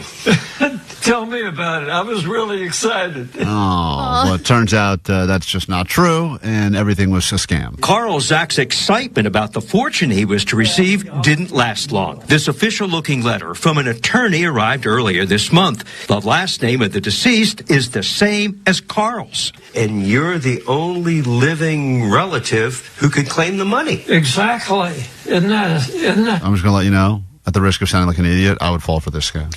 Well, I think also they find somebody with that last name that actually did die. So then you can look up and find that person existed. Right. So they did. Some work was done. Kudos to the scammer. Amazing how they were able to locate me. They were ready to disperse the funds within 30 days, which was amazing. The money would be difficult to access because of government regulation, taxes, and bank restrictions. That's okay. So Carl would have needed to pay a fee and provide personal information to get the money. Turns out none of that was Shell real. it out, baby. So there's a scam there. Unfortunately, with these fires and the result of the fires, there's another scam that is still affecting people in Southern California. A woman is speaking out after her Ring camera video was stolen and used to raise funds after the Palisades fire. This is footage from her Ring camera showing her houses being affected by the fire. The man who claimed the video was his and said it was his house that burned down went by the name Justin Payne. Seems like that is the fakest fake name. Well, what is something that's going to really let people know that I'm in pain? Justin Payne. That's the name I'll go with. Non-kudos to this scammer. Yeah. Went by the name Justin Payne. He was able to raise money on GoFundMe. His GoFundMe account has since been taken down. I'm going to go with the name Bernie House. No, wait a minute. That's too on the nose. So I'm going to go with Justin Payne. That'll get some money. Yeah. Someone mentioned to me, I'm not sure this is accurate, that they had 1 million followers on Instagram and that one of the videos is of his reaction to, quote unquote, his house burning down. They were using her footage of her house. So all of a sudden she's watching it and going, this guy's raising money. That's my house burning. Dude, that's insane. Terrible, right? And then they have to, like, GoFundMe has to track that down and then redisperse the money back to the people who donated. Yeah, sorry. We're going to return to sender. Justin Payne is not a real person, but he did raise some money. I mean, the video, I think I saw that one as well. It was crazy, and it would belong to this woman. And then there's the listener we're going to talk to now, who is dealing with a scam that apparently is very popular. Her mom got scammed out of $18,000, and I think it has something to do with this one, Allie. These scams prey on your emotions and your concern for your family. Often suspects used your loved one's voice from social media and manipulate it to convince you that they are in danger. Now a family is speaking out to warn others about how easy it is to fall victim. This is the AI voice scam. AI voice scam, and I believe, Leela, that's what happened to you? It happened to my mom. Okay, yeah. Explain this, because first of all, thank you for listening to the show, and thanks for reaching out to us. So your mom got a AI voice scam call of your voice. Correct. So she's 75, but she's like a young 75. So I was kind of surprised that she sort of fell for this. But if it sounds like somebody's voice, you believe it. So this just happened on Friday, and she got a call, and it was a person that sounded exactly like me, and they were crying, saying that the fake Leela was saying that I had just hit a pregnant woman with my car, and that I'm in jail, and that my phone and car have been taken away. And I also told her not to call my husband. Like, I don't want him to know. Right. And that's so Leela. I know. That's so fake, Leela. What a bitch. Okay. But that they will let me out of jail if I can post bail for $18,000. Oh, that's such a random number. But by the way, like it's nice to know that your mom loves you enough that even though this wasn't you, that she's like, I will come up with the $18K to get my daughter out of jail for now, which makes you feel good. It makes you know that you're loved, and but also, even though you're not responsible for this at all, don't you feel weirdly responsible because it was your voice that was being? Yeah, it sucks. So sad. And then they also, which made her think it was legit, they gave her a case number, and they're like, this is your daughter's case number. And then they said, hold, please, don't hang up, don't hang up, don't hang up. They kept telling her not to hang up. Yeah, that's a red flag. And they transferred her to a fake DA, and he asked her for the case number, so that made it also seem legit. And he kept telling her, stay on the phone, don't hang up. And that's so she can't call anybody to, ask about it, see if I'm home or whatever. So then she went to the bank and withdrawed $18,000 in cash. And then she went home, and this is the crazy part where she kind of should have thought, this seems weird. They said, put this in gift cards, please. Yeah, right. No, they had her put it in a box, and they said, wrap it like a birthday present. Yeah, but then you're on the phone for so long at that point, because this happened to my friend, not this exact one, but she was scammed out of $5,000, and by the fourth or fifth hour of being on the phone with these people, you forget, like, you're in it then, and you don't realize how ridiculous it's all getting. Yeah, but wrap it, take out the cash, wrap it like a birthday present. I mean, she'll love it. Yeah, and then what did they say after that? Well, they said to do that so that if the courier looked in the box, he wouldn't try to. I think it was jewelry or money. I don't know, but they thought that would protect the money. Right. That's the worst part of having to wrap a present. I mean, forget about the $18,000 for a second. You got to get out paper and tape and everything. And you just put all that away. You put a bow on it. Oh, all the questions. I get it. Yeah. So then she handed it to a courier, and she thought the nightmare was over. And then it got worse. He called her back and said that they just found out that the fake pregnant lady's baby died. Oh my! So they need more money. So they won't she won't prosecute fake Leela if my mom pays an additional $35,000 for the funeral. Whoa! So what did she do then? So then she went to a different bank. Oh no. Mom! And mom. Got out $10,000, and finally it occurred to her that maybe this is a scam. So she ended Why up am I paying calling for my- a dead baby's funeral? Wait a minute. Could have used that gift box for the dead baby. I'm What am I wrapping doing? 2 gifts. All right, hold on. This and so she at the end of the day she is out $18,000 though. Yeah. Oh. She Oh, figured my it out. God. She didn't send the additional 10, luckily. So, but did she speak to the police, and were they trying to find? Because when my friend talked to the police, they were kind of like, it's like when you get your car stolen, Klein. They're like, yeah, the likelihood of us finding this person is so small. Yeah, they don't. Yeah, the police came to her house and they said the FBI would call the next day, and then I don't know, it's still going on, so they're not going to be able to. I mean, that money is sent. I hate to ask this question, but did you hit a pregnant woman? I did not. Okay. Well, it's a bummer though, because if she ever does, her mom will never believe it. Yeah, I know. If you actually do run over you better be very careful driving around pregnant people because she's not going to believe this Very story. funny, Layla. Mom, I really need it this time. 18,000. All right. Well, thanks for sharing the story. I'm sorry. I'm sorry that happened to your mom. That's That sucks. terrible. People need to have a family safe word that they ask. Yes. The person. Yeah, that's important. Unicorn. What is the safe word you're going to go with moving forward just so all the scammers have it, Leela? Yeah, exactly. I'm not going to say it. Or ask the person, like, what was your first pet's name or something, you know? That's good. I never know the answer to those. Yeah. I'm going to go with Leela as my family safe word now. Okay, All right. Thank you for sharing. Good luck. That's terrible. It's a real-life bamboozling happening right here, Southern California. Oh, terrible. By the way, get her mom's number, Vanessa. I want to call her mom after the show. Get some spending money.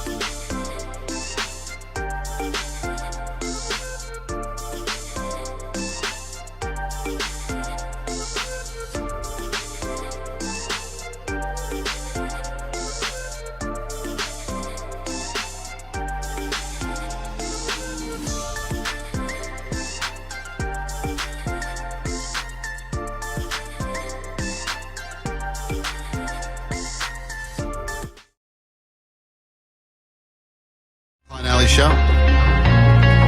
About to wrap it up for the day. Wrap it up. Wrap it up. 40 minutes nonstop KROQ will begin shortly. Another chance for you to hop on that standby boarding list. Go see Sublime in Boston is part of KROQ's Mile High Club, and you'll have a chance in about 2 hours with Nicole Alvarez, then again at 3 with Megan, and one more time at 6. We'll be doing that all week before we give away the trip next week. Before we get into takeaways from today's show, you can get them to us right now on the text line at 800-520-1067. Talking about scams and talking about bamboozling and fire-related scams as well. You know, even Jake has been out on the streets attempting, Allie, to raise money. But he's only been attempting to raise money for the one man who doesn't need it, and that is the billionaire Powerball winner who lost his house. His house burnt down in Malibu. It's every house that burnt down is a sad story. But this is one. This is the guy who's won the biggest jackpot of all time. Yeah, right here in California. He's buying a lot of houses. He looks like he's loving life. He's always there's always pictures of him leaving banks holding envelopes of cash. This guy did not take to Jake's request very well. What's your name? Sean. Sean from where? From Los Angeles. A lot of people are raising money for the fire victims. People are trying to raise money for Edwin Castro. He's the guy who won the $1 billion lottery. His house burned down in the fires.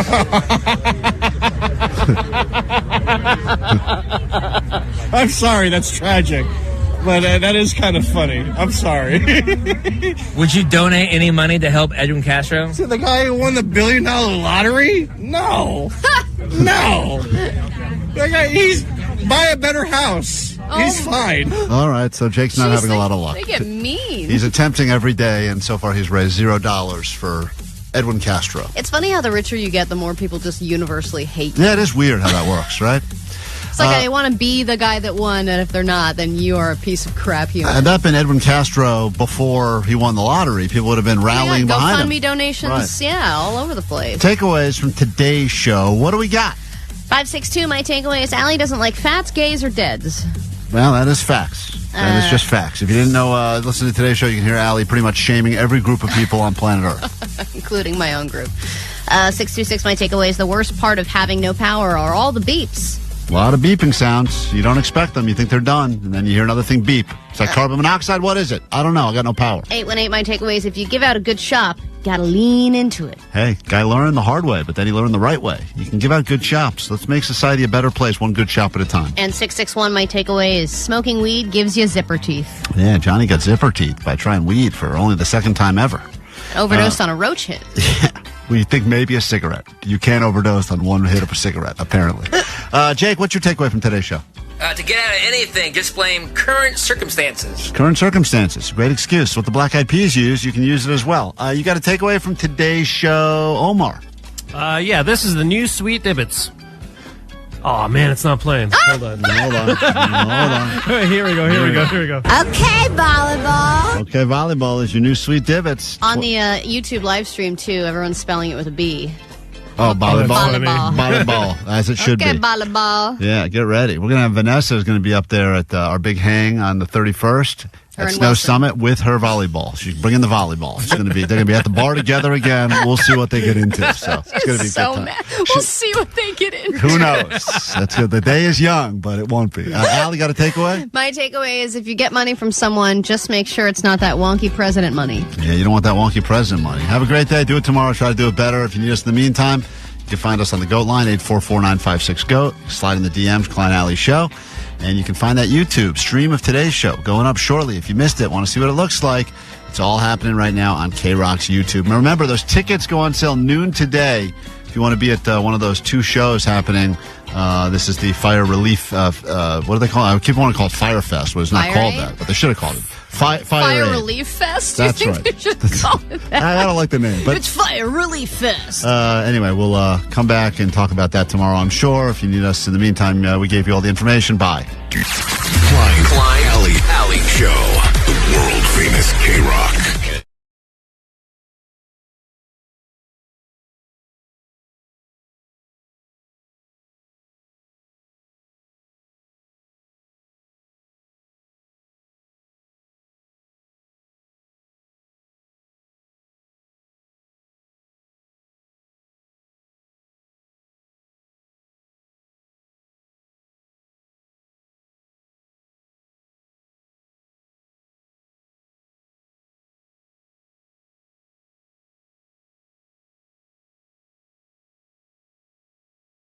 You walk around, bro. You stand here.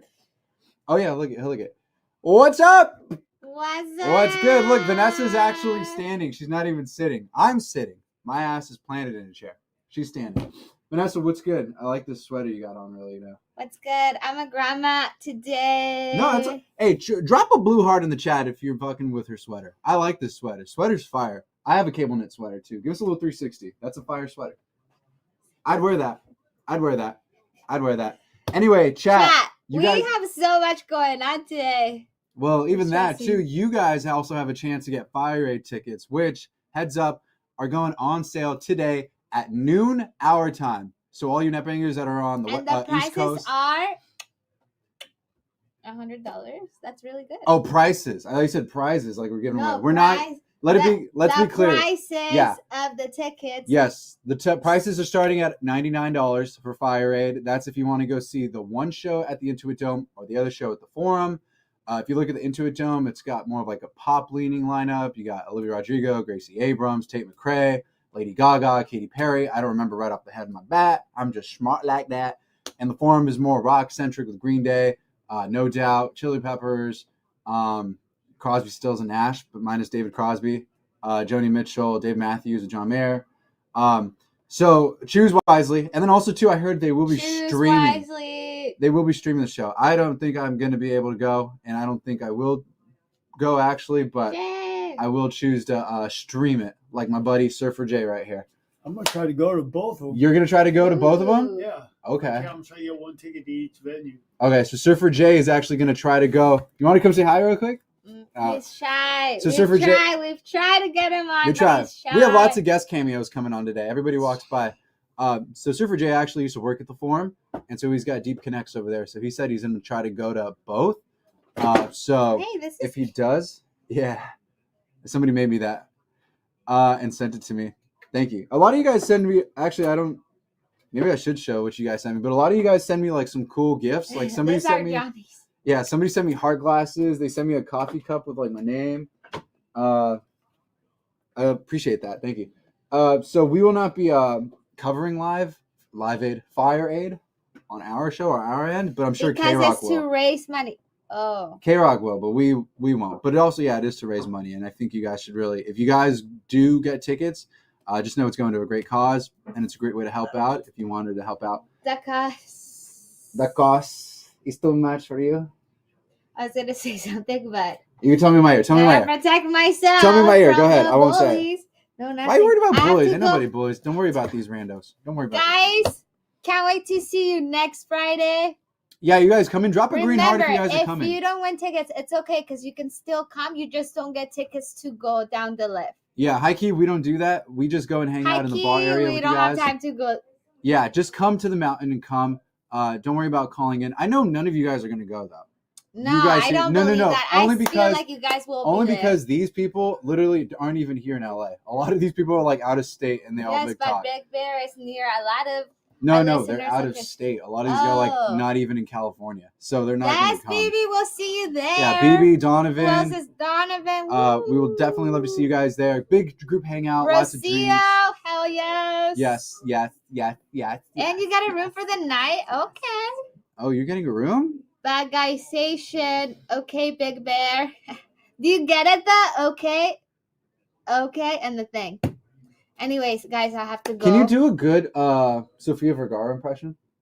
No, I just do me. But this is my voice. But can you do Sofia Vergara? Like pretend to? Oh, Jay! I need you to do my laundry, Jay! Johnny, why do you want me to fail? This is okay. No, hold on, wait. Can I do my impression of you answering the phone? No, you do it all the time. Go. Okay. Yeah? Okay. Yes, go. Kara, hello, is this? Mark? Okay, from wait, Mark, okay, hold on, wait. Take the phone out, Bluetooth and speaker.